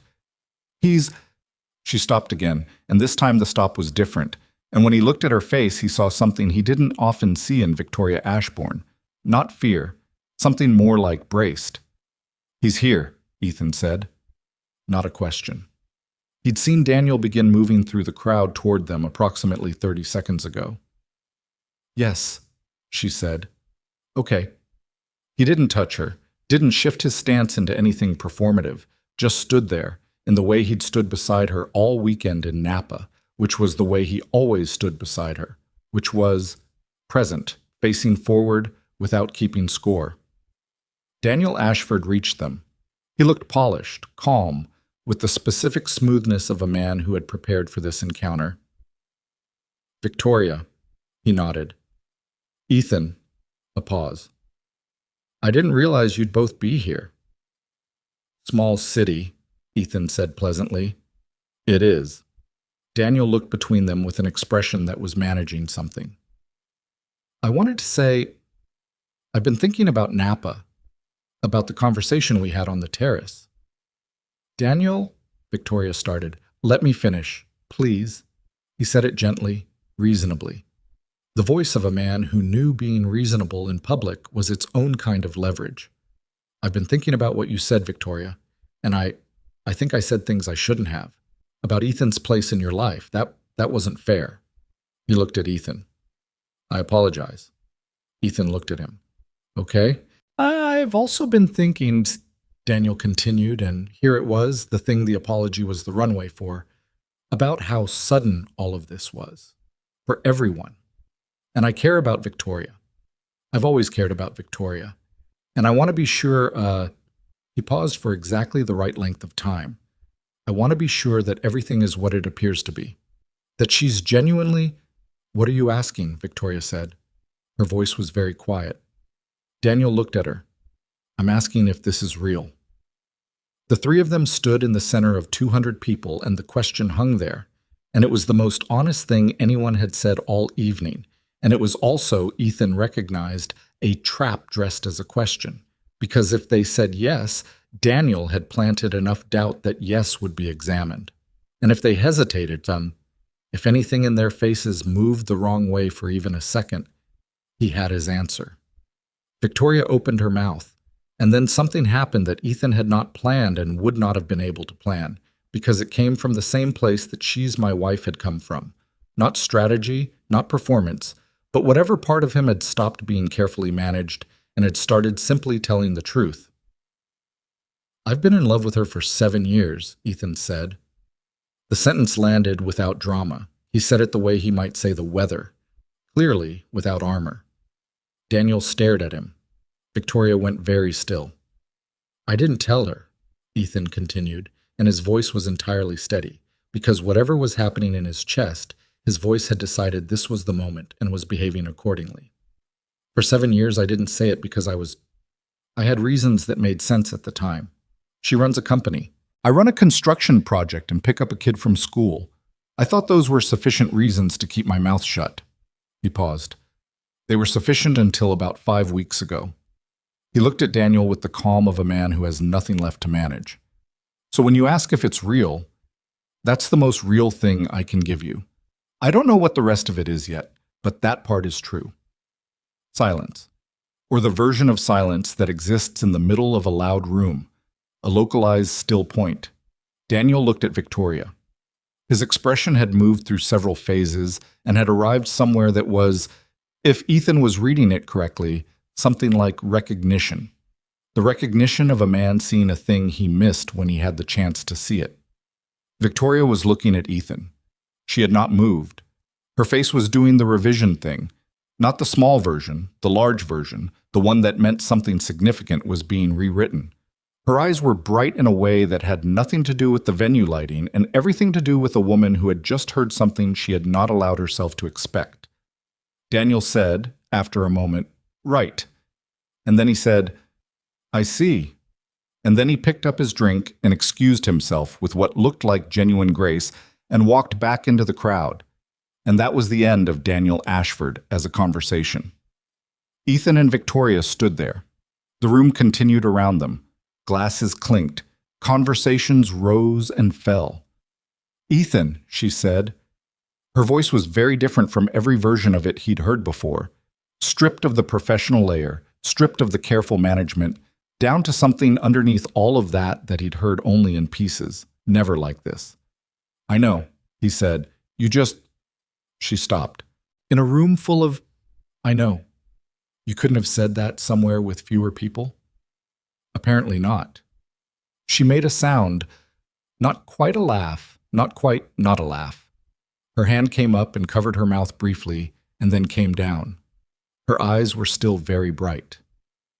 "I've been trying," she said, "to figure out how to tell you something for 5 weeks, and every time I—" She stopped. Tried again. "When you said she's my wife in that dining room," her voice dropped. "Something in me just—" She put her hand flat on her sternum. "Right here. Something settled, like it had been waiting for that exact word and I didn't know it until I heard it." He looked at her. "Why didn't you say that?" "Because you needed time." She said it without resentment. "You said you needed to know it was real outside of the context, and I—" She stopped. "I know what it costs you to say something you're not sure of. I know how long you think before you commit to things. I wasn't going to push." "You were being patient." "I was being terrified," she corrected. "But yes, also patient." He looked at her for a moment in the loud quiet of the room. He thought about 7 years. About the birthday in the backyard where they'd talked for 3 hours in lawn chairs. About every late-night call, every folding chair in a school gymnasium, every kitchen, every long drive. About the specific patient architecture of a feeling that had never once gone where he'd told it to go. "I have a daughter," he said. "I know. She has complicated feelings about strawberry frosting and strong opinions about horses, and she cried every time at the end of Charlotte's Web. I know. She's going to be a lot." "Ethan." Victoria looked at him with the direct, unbothered gaze that meant she had already thought about this, had thought about it carefully, had made peace with all of it before he'd finished the sentence. "She is not a disclaimer. She's Lily. She told me Thomas was calming, and she was right." Something in his chest that had been braced for a very long time released without fanfare. Just let go. Quietly, in the middle of a room full of 200 people who didn't know what was happening, 4 feet from a bar and a table of untouched canapes. He said, "I should have told you earlier." "You told me when it was real," she said. "For you, that's the only time that counts." He reached out and took her hand. Not her wrist this time. Her hand. She let him, and her fingers closed around his with the quiet certainty of something that had been waiting for the right moment and had decided this was it. They stood like that in the middle of the fundraiser while the room moved around them. And it was not cinematic. It was not effortless. There were 200 people, and bad lighting, and a tray of canapes, and the ghost of a complicated weekend and 7 years of very carefully managed feelings. And none of that made it less true. "I'm not good at this," he said, meaning the romantic architecture of it, the navigation of something new after a very long time of keeping it contained. "I know." She squeezed his hand. "Neither am I." "That's not reassuring." "No," she agreed. "It isn't." He looked at her. She looked at him. And then, because this was what they did, because it was so deeply embedded in the DNA of the thing they were to each other, they both started to laugh at the same time, not loudly, not in a way the room noticed, but genuinely, the sideways kind, the kind that came from somewhere real. They stayed for another hour, moved through the room together, talked to people Victoria knew, and Ethan stood beside her in the way he'd stood beside her at Beaumont, present, unhurried, not performing anything, except that now the thing between them had been said aloud and was sitting in the open air, still new, still figuring out its shape, but there. Undeniable. His. In the car afterwards she drove, because she always drove, and he sat in the passenger seat and thought about the fact that nothing had resolved exactly. They hadn't made plans, hadn't said this is what we are now, hadn't drawn the map of whatever came next. They were two imperfect and somewhat emotionally inexperienced people who had just acknowledged a large true thing and were now sitting in a car in Portland at 11:15 on a Friday night. "Where are we going?" she said. She meant it practically. She needed to know which direction to drive. "My place," he said. "Lily's with my neighbor tonight." She drove. At a red light she said, "I'm scared." Of what specifically? Of messing this up. She kept her eyes forward. "You are the most important person in my life, and if I... She stopped. "I don't have a good history with this." "Neither do I." "You were a devoted husband." "I wasn't, actually." He said it plainly.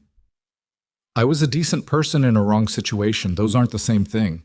He paused. "I know the difference now." The light changed. She drove. "So we're both bad at it," she said. "We're both new to the specific version of it," he corrected, "which is different." She was quiet for a block. Then, "I like that framing." "I know, that's why I used it."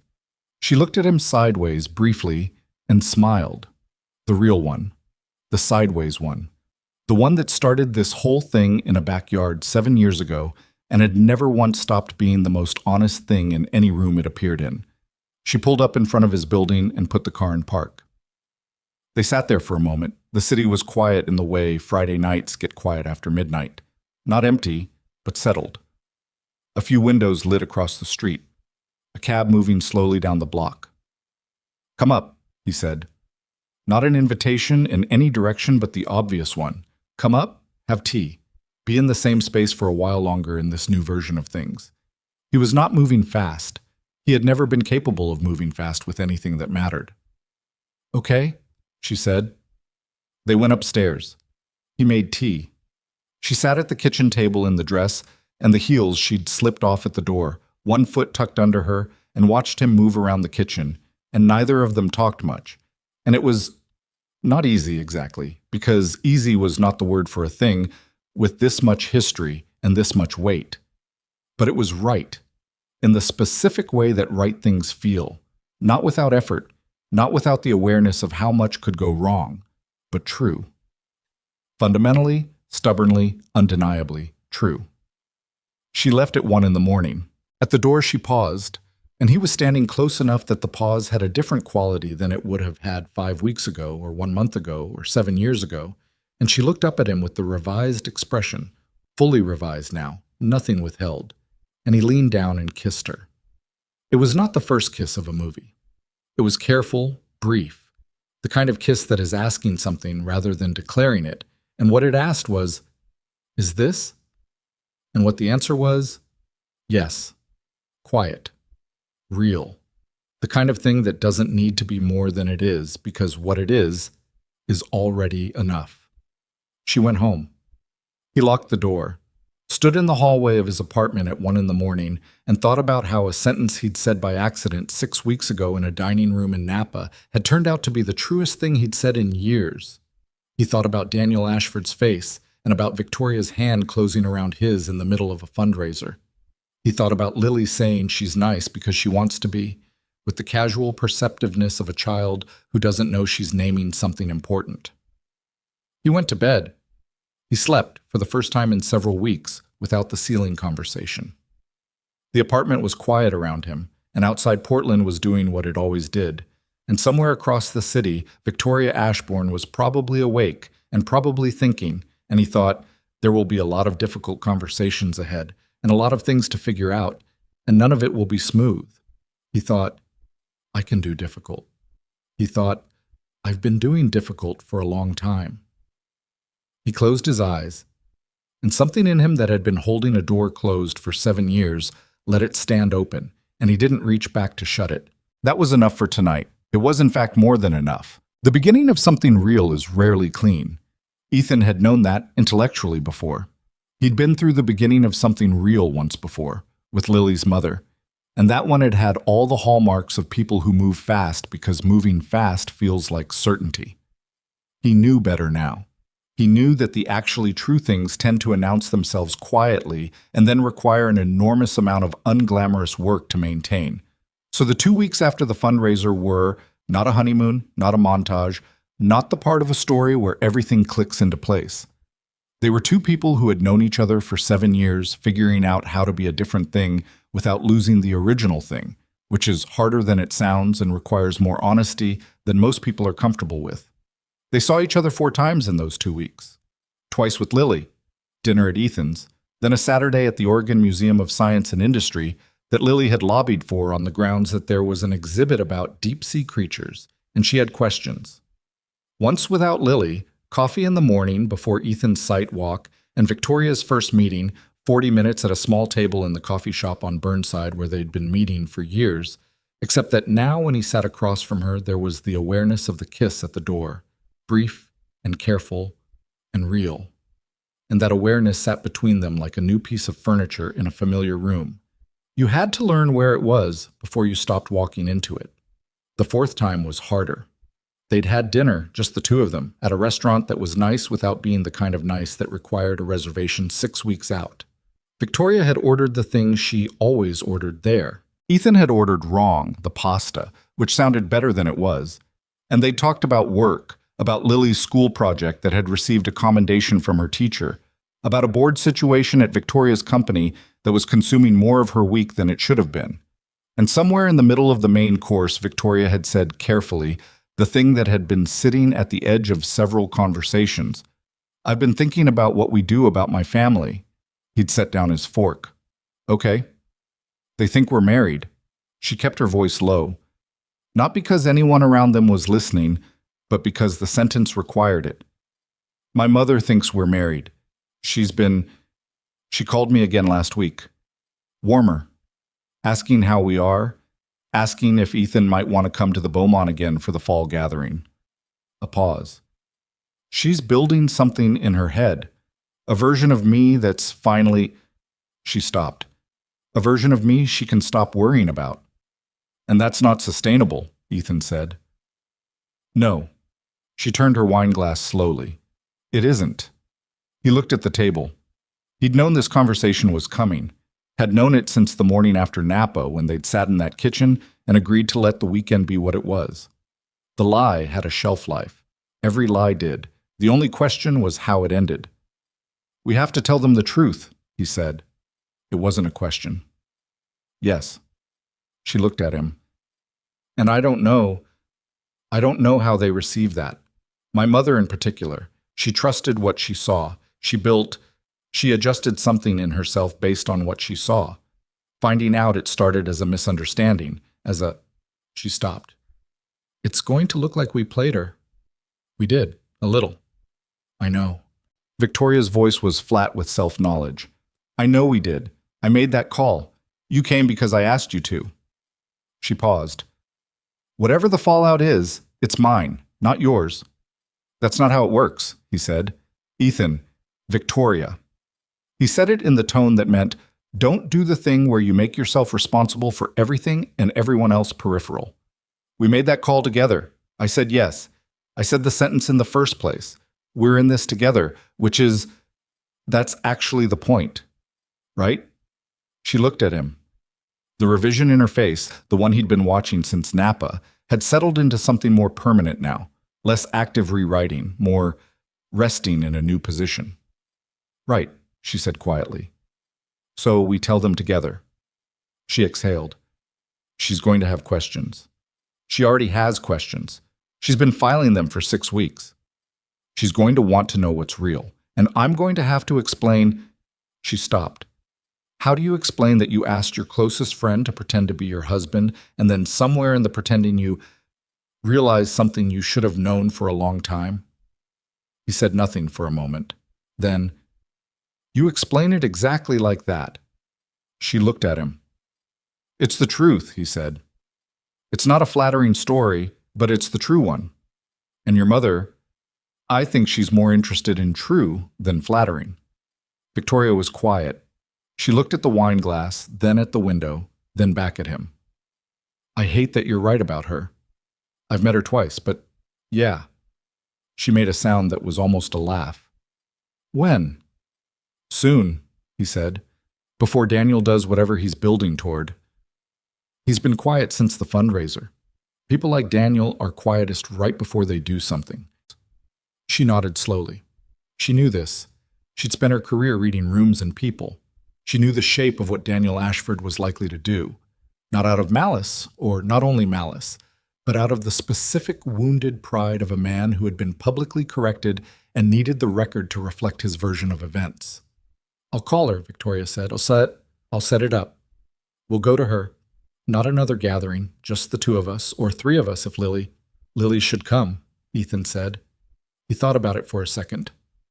She's part of the true story. If your mother's going to understand what this actually is, she should see all of it. Victoria looked at him with the particular expression of someone who had not expected that answer and was doing something with it. You're sure? She can bring Charlotte's Web. She'll make friends with your mother. Your mother won't have time to be angry. This time the laugh was real. Small, but real. You're using my daughter as an emotional buffer. Our daughter, he said. Then caught himself. Looked at her. Don't take it back, she said. The same 4 words, different room, different everything, except the part that wasn't different at all. He left them out there.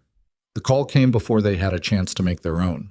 It was a Wednesday afternoon, 11 days after the fundraiser, and Ethan was on site in the Pearl District watching the electrical crew finish a run that had been giving him grief for a week when Victoria called. He stepped away from the noise. Daniel went to my mother, she said. No preamble, his jaw tightened. When? Last night, apparently. He went to her house, brought... I don't know exactly what he brought, some of what he'd gathered, whatever he'd been building. He told her he had reason to believe the marriage wasn't real, that we'd manufactured it for the gathering. Her voice was controlled in the way that meant she'd already processed the first wave of it and was now operating in the strategic layer.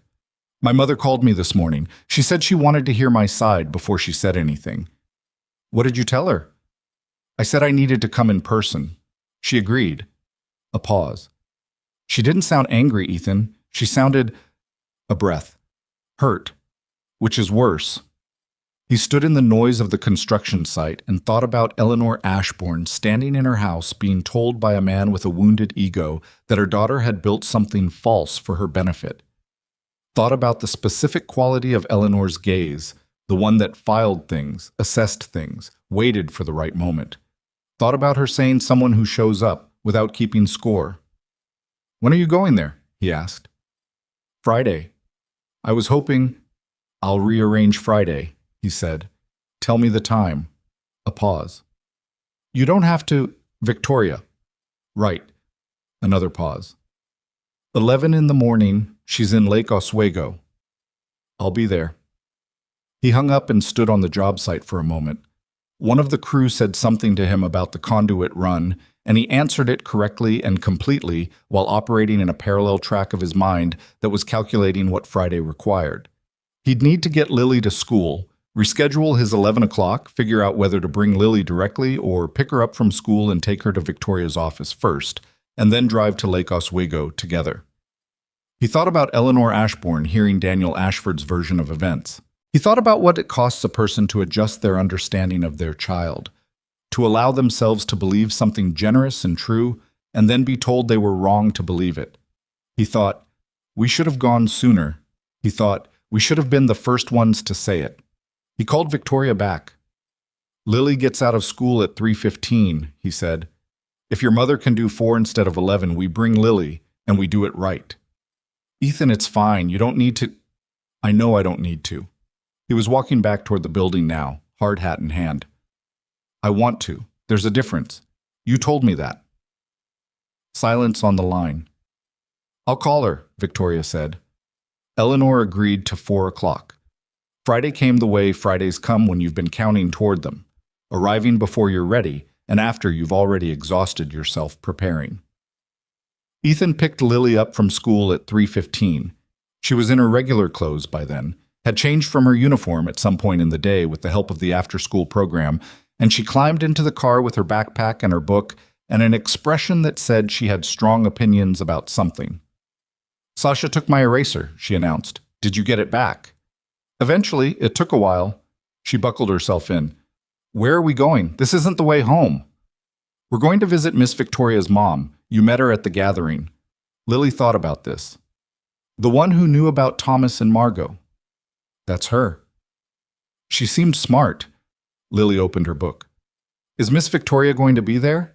Yes. Okay. She found her page. Will there be food? Probably. Okay. She returned to her book with the complete subject closure that was one of her more efficient qualities and read for the rest of the drive. Victoria was waiting outside Eleanor's house when they pulled up. A gray-shingled house in a quiet Lake Oswego neighborhood, more modest than the Beaumont estate, but with the same quality of things chosen with care. She was in a camel-colored coat, standing with her hands in her pockets, and she looked at Ethan when he got out of the car with an expression that was braced and real and only slightly held together. He walked to her. How are you? I've been better. She glanced at Lily, who was extracting herself and her book from the back seat. Thank you for bringing her. She had opinions about Sasha taking her eraser. I heard that, Lily said from behind him. Who's Sasha? Victoria asked her. A girl in my class. Lily hoisted her backpack. She borrows things without asking. Annoying. Very. Lily looked at the house. Do we knock or ring? Ring, Victoria said, and led the way. Eleanor opened the door before the ring finished, which meant she'd been watching for them, which meant she'd been standing somewhere near the front of the house waiting, which Ethan noted and filed without comment. She looked at all three of them. Her gaze moved from Victoria to Ethan to Lily in a sequence that was not cold, but was not the warmth of the Beaumont morning. It was the gaze of a woman who had received information and had not yet decided what to do with it. Come in, she said. The house was warm and clean and had the particular quality of a space lived in alone. Everything arranged with intention, nothing left in the habitual disorder of people who share space. Books, framed photographs, a kitchen that smelled like coffee recently made. Lily went directly to the photographs on the sideboard. Is this you? She asked Eleanor, pointing at one. Eleanor came to look. When I was about your age, yes. You look serious. I was serious. I'm serious too sometimes, Lily said, but mostly at school. She looked at the next photograph. Is this Miss Victoria? At 16. Lily studied it with the focused attention she gave to things that interested her. She looks the same. Does she? In the eyes.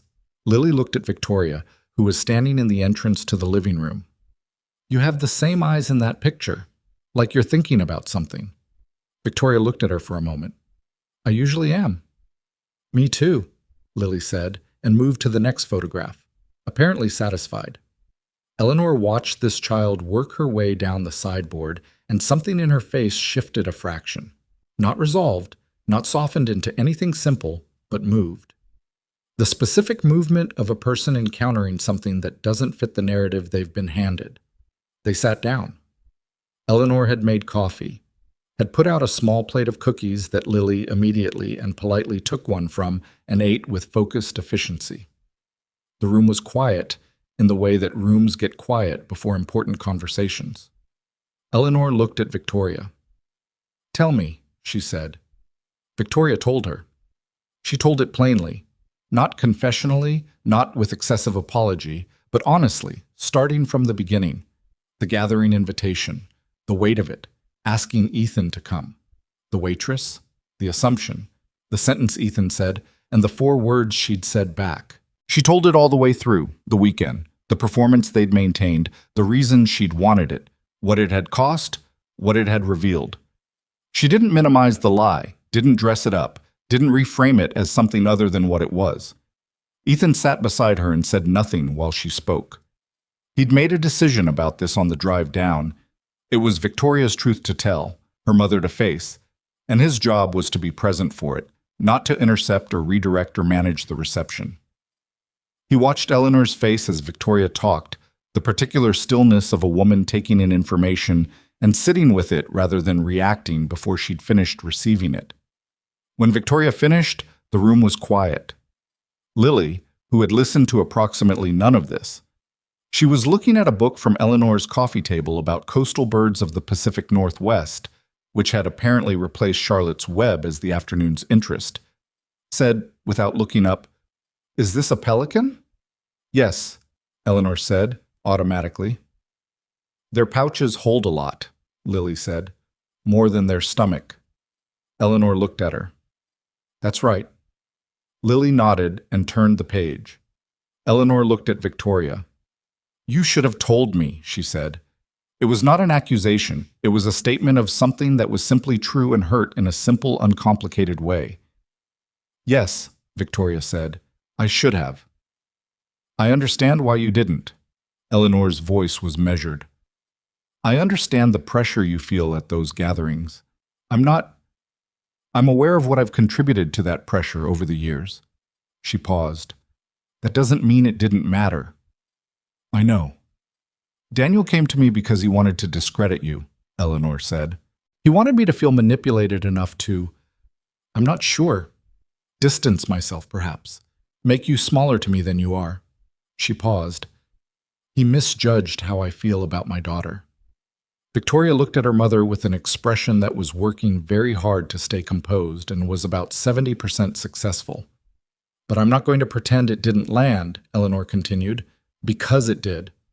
Finding out that the thing that made me think you were finally—" She stopped, reset, looked at the window for a moment.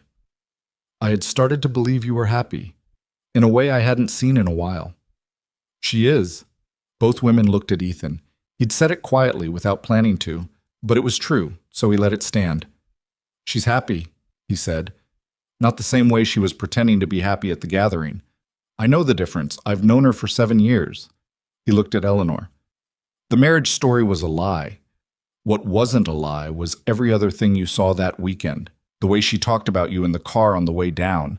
The fact that she brought me because she trusts me. The way she stood up for me to Daniel on the terrace. None of that was manufactured." He paused. "The relationship between us is real. It didn't have the right word yet." Eleanor looked at him for a long moment. "And it does now?" she said. He held her gaze. "Working on it." Something moved through Eleanor's face, complex and unfinished, the expression of a woman with a great deal of intelligence and a great deal of history with her daughter, reassembling a picture that had been disturbed, not restored to what it was, reassembled into something new. "I don't like being lied to," she said. "I know," Victoria said. even with good reasons. I know. And I think Eleanor stopped, looked at the coffee table, then back at Victoria. I think you've spent a long time coming to gatherings with armor, performing at me, and I think that's partly on you and partly on me, and partly on how we've been with each other. She paused. I don't think it started at the Beaumont. Victoria looked at her mother and said nothing, which was the truest answer she could give. I'd like to try differently, Eleanor said, if that's something you're interested in. Yes, Victoria said. Her voice came out smaller than she'd intended. She cleared her throat. Yes, I'd like that. Eleanor looked at Ethan. And you're genuinely... Yes, he said, genuinely. She seemed to decide something, not completely, not with all her reservations resolved, but enough. All right, she said, in the tone of someone moving forward. Lily looked up from the bird book. Can I have another cookie? Eleanor looked at her. You may, she said, and there was something in the way she said it. Not quite the warmth of the Beaumont morning, but something working toward it again, more honestly earned this time. Lily took the cookie. Thank you. She looked at Eleanor with the direct, assessing gaze that was entirely her own. Are you sad? Lily, Ethan started. It's all right. Eleanor looked at Lily. A little, she said. Lily nodded. My dad gets that face sometimes too, when things are complicated. She returned to the bird book. It usually gets better. The room was quiet. Eleanor picked up her coffee cup. Victoria looked at the window. Ethan looked at Lily, who had already moved on to the pelicans again, fully and peacefully absorbed, carrying none of the weight of the conversation around her because she was 7 and the world was still mostly pelicans and cookies and horses with good memories. He thought, she is not a disclaimer. She's Lily. He thought, yeah. They stayed another hour. The conversation found its footing slowly, moved from the central difficult thing to the adjacent real things. The kind of talking that happens when people have decided to be honest and are figuring out what honesty looks like in practice. Victoria told her mother about the company board situation, the real version, not the polished version. Eleanor listened and asked 2 sharp questions that revealed she'd understood the business dynamics clearly. Ethan talked to Eleanor about the Pearl District project, and she turned out to have opinions about the renovation of industrial buildings. Her late husband had worked in architecture, and the conversation went somewhere neither of them had expected. Lily fell asleep in the armchair with the bird book open on her chest somewhere in the last 30 minutes. Eleanor looked at her and said nothing, but the nothing was warm. When they got up to leave, Eleanor walked them to the door. She hugged Victoria, a longer hug than the Beaumont hug, slower, with less efficiency and more weight. Victoria stood inside it for a moment with her eyes closed and something working through her face that Ethan looked away from because it belonged to the 2 of them. At the door, Eleanor looked at Ethan. She extended her hand, the same firm handshake as the Beaumont, and then she said I saw what I saw. That's still true. The context has changed. What I observed hasn't. He held her gaze. Thank you. She nodded once, looked at Lily, drowsily reattaching herself to Ethan's side, one shoe half off. Drive safe, Eleanor said. They drove back to Portland in the early evening, the sky going pink and orange over the Willamette, Lily in the back seat in the particular exhausted quiet of a child who has been somewhere new and needs time to process. Victoria drove with both hands on the wheel and said very little for the first 20 minutes. Then she said, Thank you. You said that already. I'm saying it again. He looked at her profile in the evening light. How are you? She thought about it honestly. Relieved, she said, and tired, and I don't know, something else, something that feels like the way a room feels after you've moved the furniture back to where it should have always been. A pause. Does that make sense? Yeah, he said. It made a great deal of sense. She's not going to just let it go, Victoria said. She'll think about it for a while. She'll have more questions. She'll circle back. That's fine. Is it? She's your mother, he said. She's allowed to take her time. Victoria was quiet for a moment. Then, you told her we were working on it. We are. I know. She glanced at him briefly. I liked hearing you say it to her, out loud, like it was real. It is real. I know that too. She turned back to the road. I'm still getting used to knowing it. From the back seat. Dad. Yeah, Bug. Is Miss Victoria staying for dinner? Ethan looked at Victoria. Victoria said, If there's pasta. There's always pasta, Lily said, with the authority of someone who has audited the kitchen inventory and found it consistent, and then she went back to the window and the dissolving orange sky. The pasta was the same as it always was. The sauce Lily preferred, nothing fancy, 2 burners and 20 minutes. Victoria sat at the kitchen table and Lily told her, in exhaustive detail, about Sasha and the eraser and the resolution thereof, and Victoria listened and asked 2 follow-up questions that were exactly the right questions, and Lily was satisfied. They ate at the table, 3 of them, and it was not a performance of anything. Lily spilled some sauce and said, ugh, and cleaned it up without being asked. Victoria's pasta was too hot, and she put her fork down and waited, which was a thing she never did with food because she ate at her desk more often than not and had lost the habit of patience at meals. Ethan noticed and said nothing. She looked at him. He looked at the window. After dinner, Lily went to brush her teeth and came back to say goodnight to Victoria, who was helping clear the table. Will you be here in the morning? Lily asked. Victoria looked at Ethan briefly. No, I have to get back tonight. Oh. Lily considered.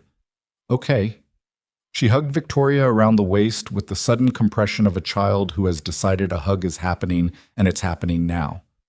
Victoria's hands came down onto Lily's shoulders with a careful, honest tenderness. Night, Lily, she said. Night. Lily detached, turned to Ethan. Tuck in? Yeah, 2 minutes. He tucked her in. It took 8 minutes because she had opinions about the blanket arrangement and then wanted 1 more minute with Charlotte's Web, and then said she'd been thinking about what Victoria had said about Thomas being reserved and had decided that the word reserved was underused. Underused how? Ethan said. People say shy when they mean reserved. They're different. They are. Shy is scared. Reserved is waiting. She looked at the ceiling. I think Thomas knows what he wants. He's just not ready to show you yet. Ethan sat on the edge of her bed. Where did you get that? Victoria said it, Lily yawned, about horses. But I think it's about people too. He looked at his daughter for a moment. I think you're right. I know. She turned on her side to, Night, Dad. Night, Bug. He turned off the lamp and went back to the kitchen. Victoria was standing at the counter with her coat on, ready to leave, but she hadn't moved yet. She was looking at the window above the sink, the dark glass reflecting the kitchen back at itself. The ordinary mess of an evening meal recently finished. He stood in the kitchen doorway and looked at her. She turned around. She said you told her reserved means waiting, he said. Not scared. Victoria held his gaze. It does. And you think that's... I think you've been waiting a long time, she said. And I think I have too, and I think we've both been calling it something else. She paused. Practical, sensible, careful. She said the words without judgment, just recognition. But it was waiting. Yeah, he said. She looked at him. He looked at her. The kitchen was quiet around them, and Lily was asleep down the hall, and outside Portland was being Portland, damp and dark and entirely unbothered, and they were 2 people standing 8 feet apart in a kitchen that smelled like pasta sauce and dish soap at 8:45 on a Friday evening. He crossed the kitchen. She didn't move. He stopped in front of her and she looked up at him with the expression fully open now. No revision in progress, nothing being managed, just Victoria Ashbourne, the real version, the complete one, looking at him without any of the distance.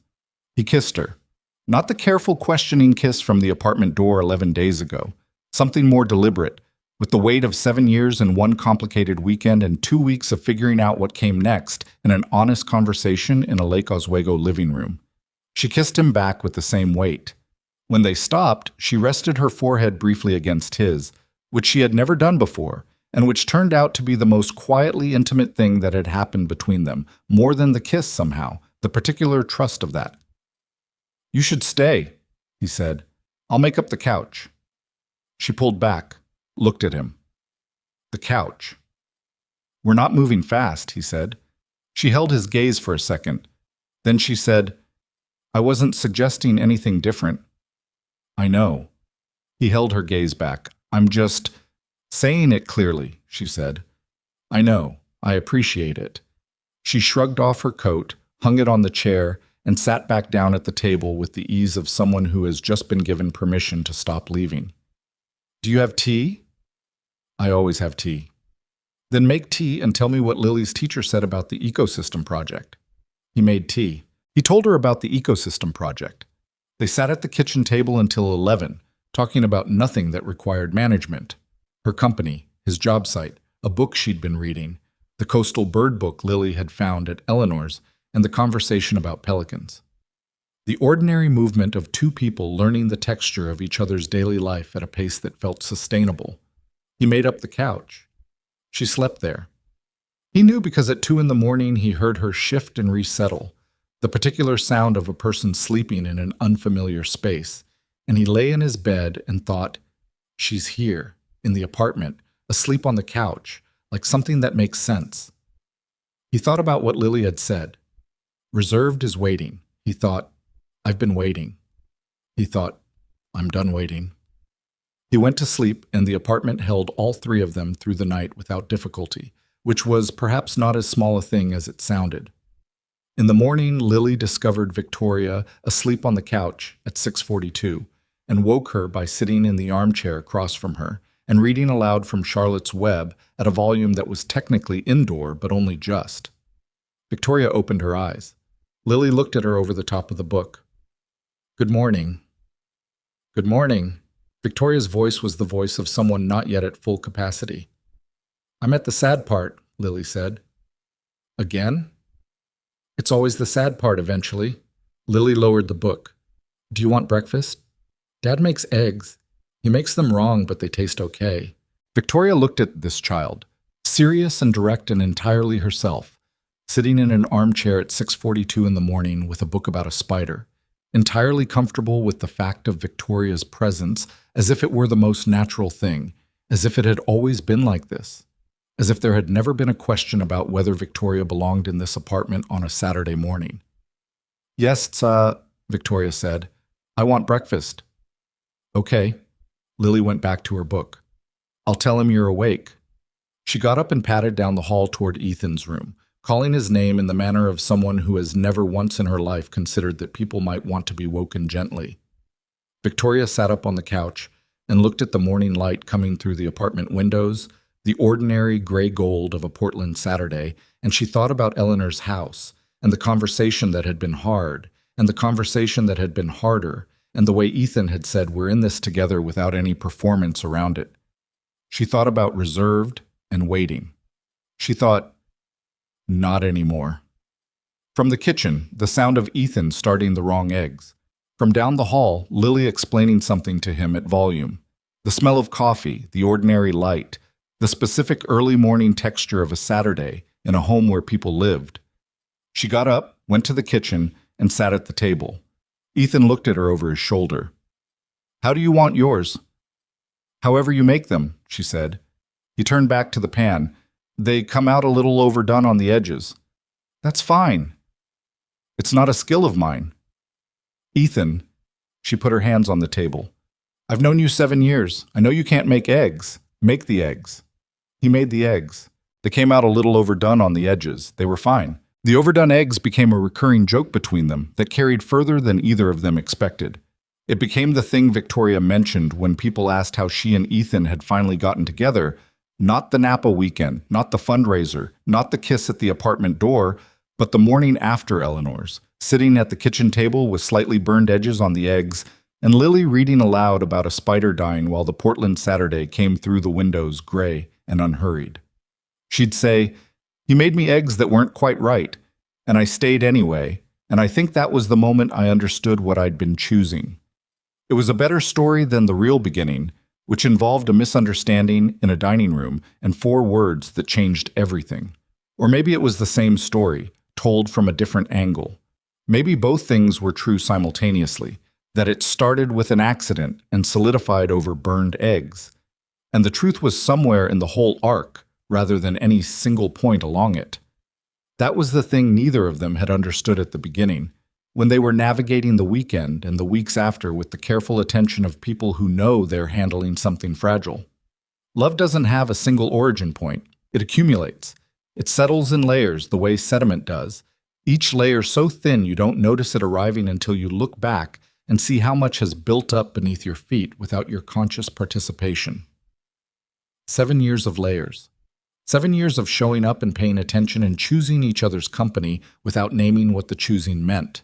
The accumulated weight of it was what made the rest, the difficult conversations, the adjustment, the figuring out, feel less impossible than it might have otherwise. They weren't building from nothing. They were just finally calling it what it was. November came in the particular way Portland Novembers do, slow and wet and amber at the edges, the city settling into its indoor season. Ethan's project in the Pearl District reached the phase where the worst problems had been solved and only the detailed finishing work remained, which was the phase he liked least because it required patience rather than problem-solving. Victoria's board situation resolved in her favor after 3 weeks of the kind of internal maneuvering that she was good at and never particularly enjoyed. Lily started a new book, a series about a girl who discovers she can talk to animals, and declared it almost as good as Charlotte's Web, which was high praise by her metrics. They found a rhythm. Not a perfect rhythm. There were weeks when Victoria's schedule compressed into something that left her available only in narrow windows, when Ethan would see her for 40 minutes between her day and his, and they'd talk at speed in the parking lot of a coffee shop before both of them had to be somewhere else. There were weeks when Lily had something every evening, school project, recital practice, a birthday party that required a present and a ride, and the diplomatic management of one child's feelings about another child's balloons. And Ethan moved through those weeks on the particular autopilot of a single parent who has learned to be everywhere at once without making it look like effort. They were not in each other's pockets. Their lives had been built separately for a long time, and the joining of them was not a merger so much as a gradual and imperfect overlap. Two things occupying increasingly shared space while still maintaining their own structure. It wasn't always easy. Ethan was not a person who communicated difficulty automatically. He'd spent years being the one who held things steady, who didn't add his weight to rooms that were already heavy, and some of that was admirable, and some of it was a habit that had calcified past usefulness. Victoria saw it. She called it out once in December, when he'd been off for 3 days and hadn't said anything about why, and she'd finally sat down across from him at the kitchen table after Lily was in bed and said, "You're allowed to tell me when something's wrong." "I know," he said. "You know theoretically," she said. "In practice, you go quiet and wait for it to pass." He looked at the table. I'm not criticizing the thing," she said. "I'm saying it doesn't have to work that way with me. You don't have to wait it out alone." He looked at her. This was the version of Victoria that he'd known existed all along. Direct, without armor, choosing honesty because it was more respectful than diplomacy. "The project has a problem," he said. "The hotel client changed the finish specs 3 weeks out, and the subcontractors are. It's a financial liability issue that I don't know how to fix yet, and I've been working on it every night and not sleeping well."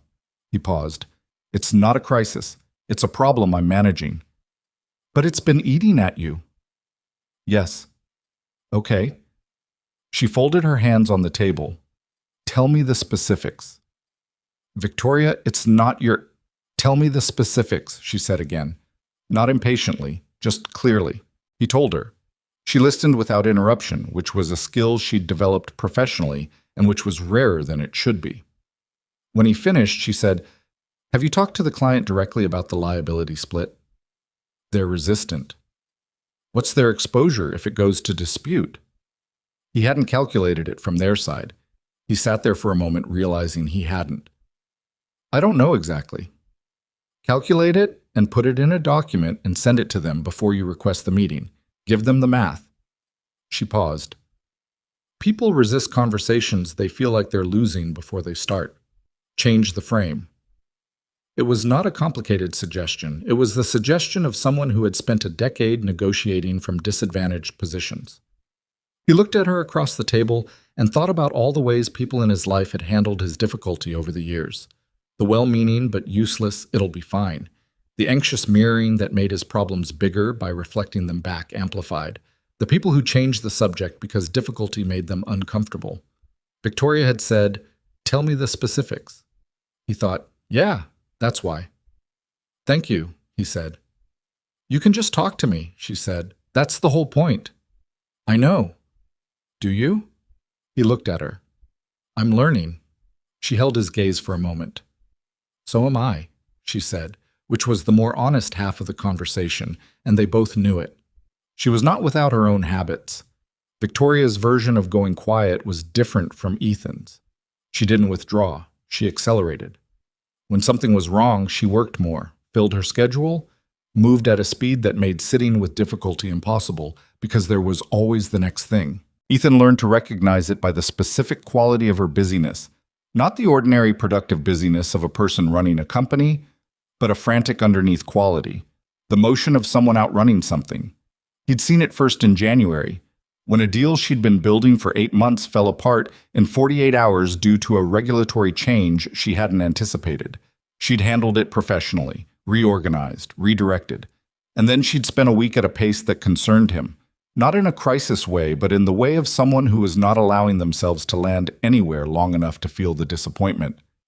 He'd called her at 10 on a Thursday night. She'd answered from her office. "Come home," he said. He'd started saying home when he meant her apartment, which had happened gradually and which neither of them had commented on. "I have 3 more things. Come home," he said again. Not demanding, just present. The specific tone of someone who has noticed something and has decided to say so.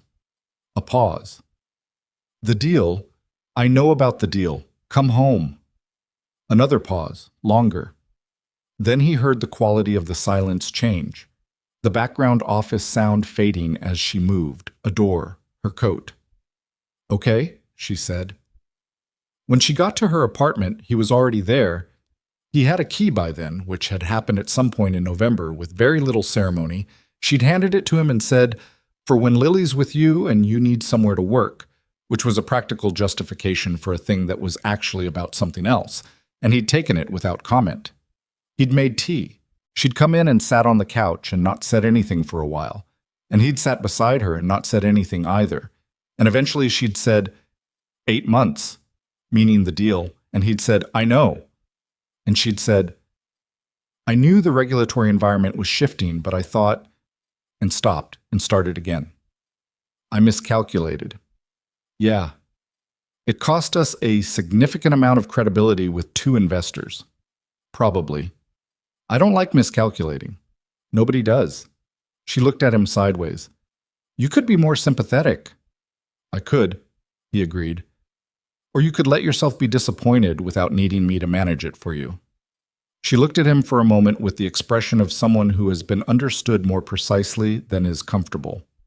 "That's annoying," she said. "Yeah," he agreed again. "But true." She leaned back on the couch. "I hate it when a deal falls apart." "I know. I hate it specifically because I start thinking about everything I should have seen." "I know that too." "You're very knowing tonight." 7 years, he said. "I've had practice." She rested her head on his shoulder, not dramatically, just put it there, the way people do when they've decided they don't need to hold themselves upright alone. He let it be. Didn't make it into anything. Just let her be tired in the way she was allowed to be tired, in a room that wasn't asking her to be anything other than what she was. That was what he could give her that most people couldn't. Not the resources, not the professional expertise, not the social capital, the particular quality of not needing her to perform. She'd had rooms full of people who expected her to be Victoria Ashbourne at all times. He'd always been more interested in the person running the performance. She fell asleep on his shoulder. He stayed until she woke up an hour later, disoriented and slightly embarrassed, and he said, "You needed it." And she said, "Don't tell anyone." And he said, "Who would I tell?" And she said, "Fair point." And they ordered food and ate it at her kitchen table at midnight and talked about something else. This was the thing nobody saw from outside, the texture of the actual thing, the weeknight dinners, and the difficult conversations and the nights when one of them had nothing to give and the other one just stayed anyway, not fixing it, not solving it, just staying. It wasn't a story that made good copy. It didn't photograph well. It was unglamorous and imperfect and occasionally frustrating, and it was, for both of them, the most genuinely sustaining thing either of them had had in a very long time. Lily registered all of it with the sideways perceptiveness she'd always had, and said very little, which was its own form of acceptance. She stopped calling Victoria Miss Victoria somewhere in January and started calling her Victoria, without preamble, just switched, and neither of them addressed it. She continued having opinions about horses and eraser-borrowing classmates and the relative sadness of various books. She grew slightly, in the way children do in winter, a half-inch that showed up suddenly in the length of her sleeves. She started asking Ethan, with increasing regularity, if Victoria was coming to things, and when the answer was no, she'd say, "Oh," in a tone that communicated mild disappointment without catastrophe. And then she'd move on, because Lily had always been better than most adults at accepting the terms of situations. February arrived, and with it the particular restlessness that comes when a thing has been real for long enough that the question of its future starts to have weight. Ethan felt it first, but he was used to that. He was the one who'd been sitting with the big feeling longer, who'd had 7 years to think about what he wanted and what wanting it meant. He knew what he was moving toward. He'd known for a while. The question was the how of it, the when, the right moment for a person who took seriously the idea that some things, once said, change everything and should only be said when you're ready to stand behind them in every ordinary Tuesday that follows. He thought about it for 3 weeks, not anxiously, not the way he'd thought about things in the Napa aftermath, when everything was unsettled. More like the way he thought about a project at a stage where the planning was complete and the execution was what remained. He knew what he wanted to do. He just needed the right conditions. The conditions arrived on a Saturday in late February, ordinary enough that neither of them had made plans. Victoria had come over in the morning. She'd started doing that Saturday mornings, showing up for the overdone eggs and the chaos of Lily's morning routine and the particular texture of a day without agenda. Lily had a friend's birthday party at noon that Ethan was dropping her at, which meant 2 hours of the apartment to themselves, which was still, 4 months in, a relative rarity that they'd both learned to value without making into a bigger thing than it was. They'd spent those 2 hours doing nothing specific. She'd been on her laptop at the table with something from work. He'd been reading. They talked intermittently in the way of people comfortable in shared silence. When he left to drop Lily at the party, he said he'd be back in 20 minutes, and she said she'd make coffee, and that was the whole exchange. He dropped Lily. Lily had opinions about the gift, which he'd wrapped incorrectly. The bow was asymmetrical. And he let her fix it in the car because she was right. It was asymmetrical. She ran into the party without looking back, which was how he knew she was excited. He drove back to the apartment. Victoria had made coffee and was at the window looking at the street below when he came in, her back to the door. She turned when she heard him. "She get in okay?" she asked. "She fixed the bow first." Victoria smiled. "Of course she did." He stood in the doorway for a moment, looked at her, at the specific image of her in his apartment, at the window, coffee cup in hand, comfortable in the space, belonging there in the easy way that had taken months to arrive and now looked like it had always been true. He thought, this is it. This is the right Tuesday. "I need to take you somewhere," he said. She looked at him. "Now?" "Yeah. I have..." She looked at the laptop, then at him. Something in his expression read correctly to her, because she closed the laptop. "Okay." They drove across the river. He took Morrison, which she knew he'd take before he turned onto it, and she said nothing, just looked out the window at the bridge and the river below and the particular gray-green of the February sky over Portland. He parked on the street in front of the diner, the one on Morrison, with the green booths, where she always ordered the same thing without looking at the menu. She looked at the diner. She looked at him. "The story I told your mother," he said, "about where we got engaged, Danny Kowalski's backyard." He paused. "That wasn't true." "I know that. But I'd been thinking, when I said it..." He stopped, tried again. "It wasn't a completely invented story. I'd been thinking about this place." He looked at the diner. "You come here and you order the same thing every time. You've done that for 6 years, and I always..." He stopped again. "I always liked that about you. that you knew what you wanted. You didn't need to look at the menu because you'd already decided. He turned to look at her. I want to be what you don't need to look at the menu for. I want to be the thing you've already decided. Victoria was very still. I'm not, he exhaled slowly. I'm not the easiest person. I go quiet when I should talk, and I think too long about things, and I have a daughter who will give you opinions about your gift wrapping and wake you up with chapter books. He paused. And I'm not going to pretend that building something with me is uncomplicated, because it isn't. Ethan, she said. Let me finish. He reached into his jacket pocket. I had a ring made. He said it without drama. It took 6 weeks. I know what you like. You don't like anything that gets in the way, nothing too large, nothing that makes you think about it while you're working. He opened the box. Simple, exact, a thin gold band with a single oval stone. Not large, not flashy. The kind of thing that says, I paid attention more clearly than any size could. I know we had a whole story about being married that turned out to be the wrong order. I figure we do it in the right order now. He looked at her. Victoria Ashbourne. Will you marry me? For real, this time. With the full information. She had not moved since he started talking. She was looking at the ring, and then at him, and her face was doing something that he'd only seen a handful of times in 7 years. Not the polished layer, not the revision, not the managing or the performing or the bracing, just her, completely her. The person underneath everything else, looking at him without any architecture between them. You had a ring made, she said. Her voice was not entirely steady. 6 weeks ago, he said. I wasn't sure of the timing, but you were sure of the question. I've been sure of the question for a while. She looked at the ring again, then at him. Her eyes were bright in the February light coming through the car window. The honest brightness, the one that had nothing to do with performance and everything to do with a woman arriving at a moment she hadn't let herself expect. Yes, she said. Simple. No qualification. Just yes. The same way he'd said yes in her kitchen at Napa when she'd asked him to stay beside her through the weekend, because some answers are only yes and everything else is just managing around the edges. He put the ring on her finger. It fit. He'd borrowed one of hers for the sizing. She'd never noticed. He'd replaced it the same night. She looked at it on her hand for a moment, then at him, and then she leaned across the gear shift and kissed him with the full weight of everything. The 7 years, the Napa dining room, the fundraiser, the burned eggs, the Thursday nights, the learning to talk, and the learning to stay. And he held it all with her because that was what he'd been built for, whether he'd known it at the time or not. They went into the diner. She ordered the same thing she always ordered without looking at the menu. He ordered the eggs, which the diner made correctly. They sat in the green booth for 2 hours, long past when they'd normally have left, talking about nothing that required urgency. What the wedding might look like.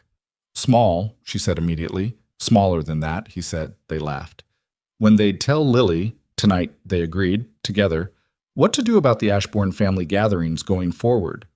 Go when they wanted to, leave when they needed to, not perform any version of themselves they didn't mean. He said he wasn't changing her name on his phone. She was still Victoria because that was her name and titles were for documents. She said she thought they should keep their separate apartments for at least the first year because neither of them was ready to have that conversation yet, and rushing it would make it harder. He agreed immediately. She looked at him like she'd expected him to push back. He said, I know what you need. I've been paying attention. She looked at the window and said nothing, and then looked back at him and said, I know you have. The ring sat on her finger, exactly right, and outside the Morrison Street diner, the Portland winter was doing what Portland winter does, persistent, gray, entirely unbothered by the specific size of what was happening inside, and neither of them needed it to be anything else. They picked up Lily at 3:30.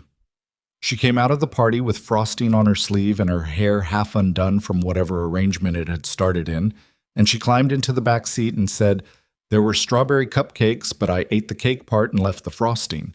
And then she looked at Victoria and said, You came, as if this were a pleasant surprise, despite the fact that Victoria was often in the car now. I came, Victoria confirmed. Lily buckled in, looked at Victoria's hand, which was resting on the center console, looked at the ring, looked at Ethan, looked at Victoria. "Is that new?" she said. "Yes," Victoria said. Lily thought about this with the focused seriousness she brought to things that mattered. "Does it mean you're going to be here more?" "Yeah," Ethan said. "It means that." Lily nodded slowly. Then, "Okay." She looked out the window. "Can we get food? Not party food. Real food." "We can get food," Ethan said. "The pasta place?" "If you want." "I want." She opened her book. "Victoria, you can pick the music." Victoria looked at him. He looked at the road because he didn't trust his face right now. She reached forward and found the playlist, the one with the song about the river, and turned it on low. And the car filled with it, and Lily read, and Portland moved past the windows, and that was the whole of it, all of it at once. The ring, the music, the child reading in the back seat, the city outside, the ordinary Saturday afternoon that would, from this point forward, be the afternoon he thought of when he thought of the beginning of the real thing. They told Eleanor that evening. Victoria called her from the pasta restaurant, step outside to the sidewalk, and Ethan watched through the window as she stood in the February cold and talked to her mother. He couldn't hear the words. He watched Victoria's face, which moved through things. Something careful at the beginning, then something opening, then something that was a kind of relief, and then, at the very end of the call, something that looked, just briefly, just honestly, like a daughter who has been seen by her mother and has not been found wanting.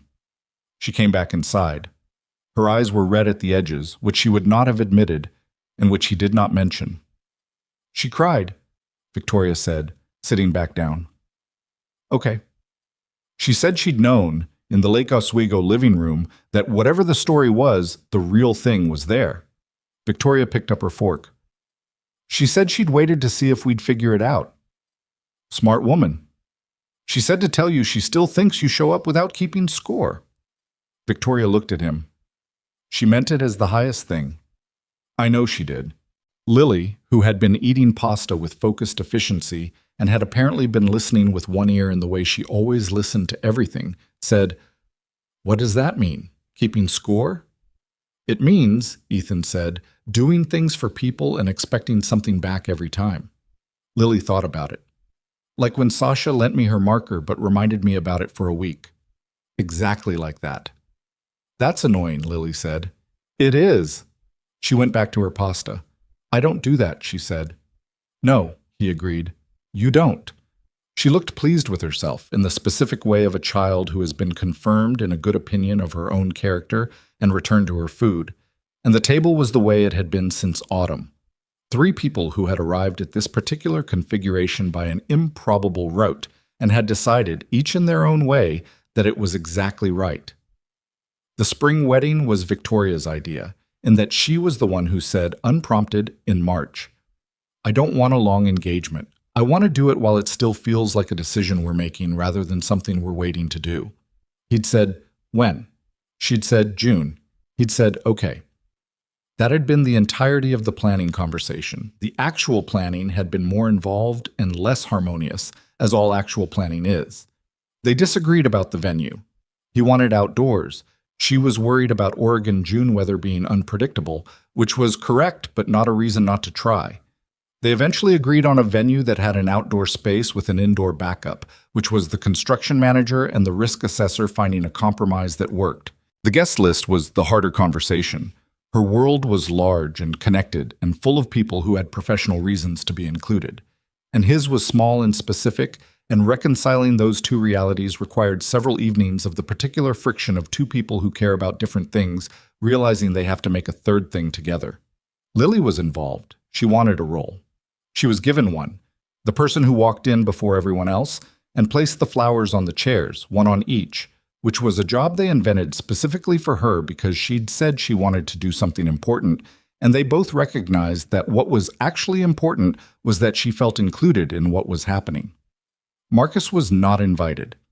This was Victoria's decision, made quietly and without drama. She told Ethan once, and he said nothing, and that was the end of Marcus. Daniel Ashford had, by March, stopped being a topic. Whatever he'd intended with the visit to Eleanor had produced nothing, and whatever he was doing now, he was doing it elsewhere. Some people, when they don't get the satisfaction they're looking for, Just stop. Ethan had never thought about him much, and the not thinking about him continued without effort. June arrived faster than either of them expected, which is always how June arrives. The morning of the wedding was not peaceful. Lily had a minor crisis about the flower-placing job. Specifically, she had become concerned that 1 flower per chair was not enough, and had lobbied at 6 in the morning for 2 flowers per chair, which required a phone call to the florist that Ethan handled while still in his pajamas. While Victoria stood in the kitchen doorway watching him manage it with the particular admiration of someone watching a person do a specific thing they are good at. The florist agreed to 2 flowers per chair. Lily was satisfied. The venue was an old property outside Portland, a farm-turned-event space, with a wide oak-shaded lawn that faced west and would, in the late afternoon, have the specific golden light that Oregon saves for its best days. It had rained the night before, which meant the grass was deeply green and the air had the washed clean quality that makes everything look like it's been prepared. The indoor backup remained closed. They didn't need it. There were 63 people.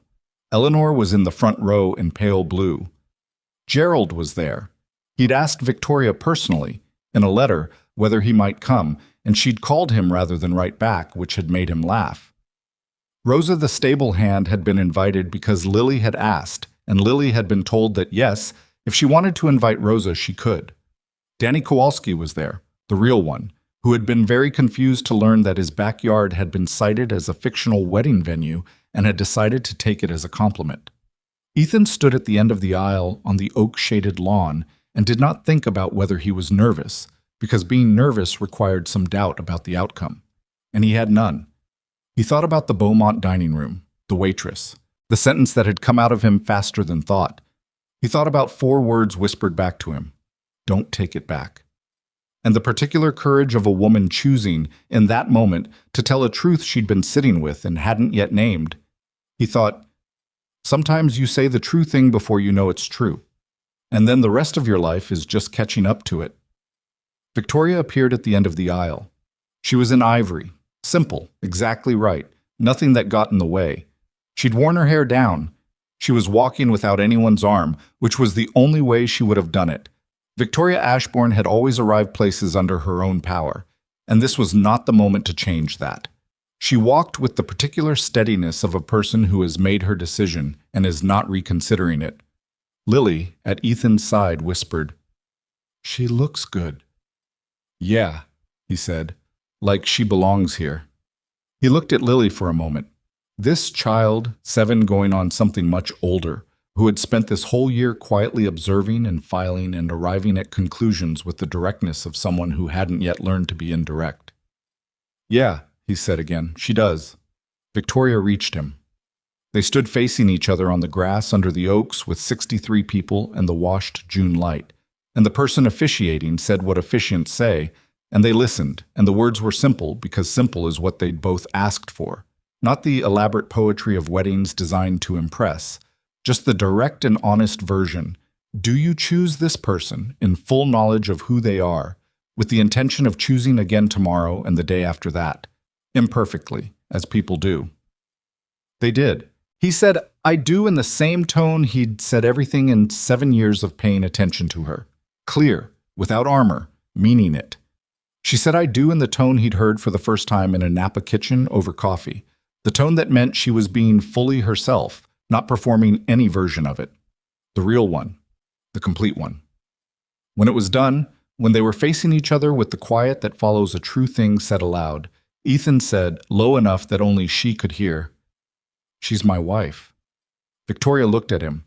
The sideways smile arrived, the real one, the one from the backyard 7 years ago that had started everything and had never once stopped being exactly what it was. "Don't take it back," she said.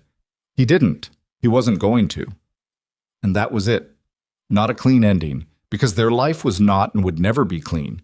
It was full of asymmetrical bows and overdone eggs and difficult board situations and a 7-year-old who woke people up with chapter books and had strong opinions about flowers per chair.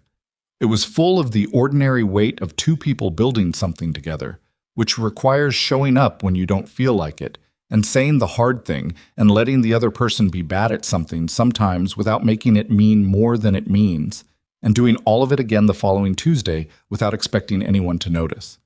But it was true. Stubbornly, completely, irreversibly true. Built on an accident that turned out to be the most honest thing either of them had ever said. Refined through weeks of difficult and imperfect work, sustained by the specific, unglamorous daily choice to stay in the room and not keep score. Some people spend their whole lives waiting for the right moment to say the true thing. Ethan Calloway had said his by accident in a dining room to a waitress who assumed, and the woman he'd said it about had had the courage to whisper, "Don't take it back." That, in the end, was the whole story. Two people who almost let a good thing pass them by and didn't. One mistake that was also, looked at from the right angle, the least mistaken thing either of them had ever done. The reception was loud and ran long, and nobody left when they were supposed to. Lily ate 2 pieces of cake and taught Gerald a card game that made no consistent sense. Eleanor danced with Danny Kowalski, who was a surprisingly good dancer, and the expression on her face was one that Eleanor Ashbourne did not often produce in public. Unguarded, genuinely happy, the face of a woman who had spent a long time worrying about her daughter and had arrived at a place where the worrying could rest. Ethan and Victoria danced once badly, because neither of them was a dancer, and they both knew it, and they laughed through most of it, which was better than dancing well would have been. At some point, well into the evening, Lily appeared at Ethan's side and tugged his sleeve. "Dad, yeah. I did good with the flowers, right?" He looked down at her. "You did great with the flowers." She nodded, satisfied. Then, with the complete and uncalculated honesty of a child who says what she means because she hasn't yet learned not to, "I'm glad she's staying." He looked across the reception to where Victoria was talking to Eleanor, her hand in her mother's, both of them laughing about something. The real laugh, the unguarded kind, the kind that meant something had been repaired and was now, carefully, being rebuilt.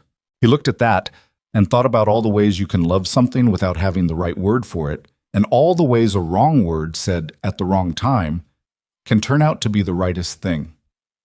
"Me too, Bug," he said. Lily went back to Gerald and the incomprehensible card game.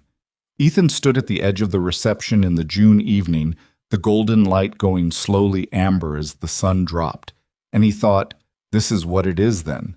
Not perfect, not easy, not the version of a life that impresses anyone from the outside, just real. True, built on the specific patient foundation of 2 people who had chosen each other, imperfectly and deliberately, every day since a waitress made an assumption and neither of them corrected it. Some stories start with an accident. The best ones stay true long after the accident is forgotten.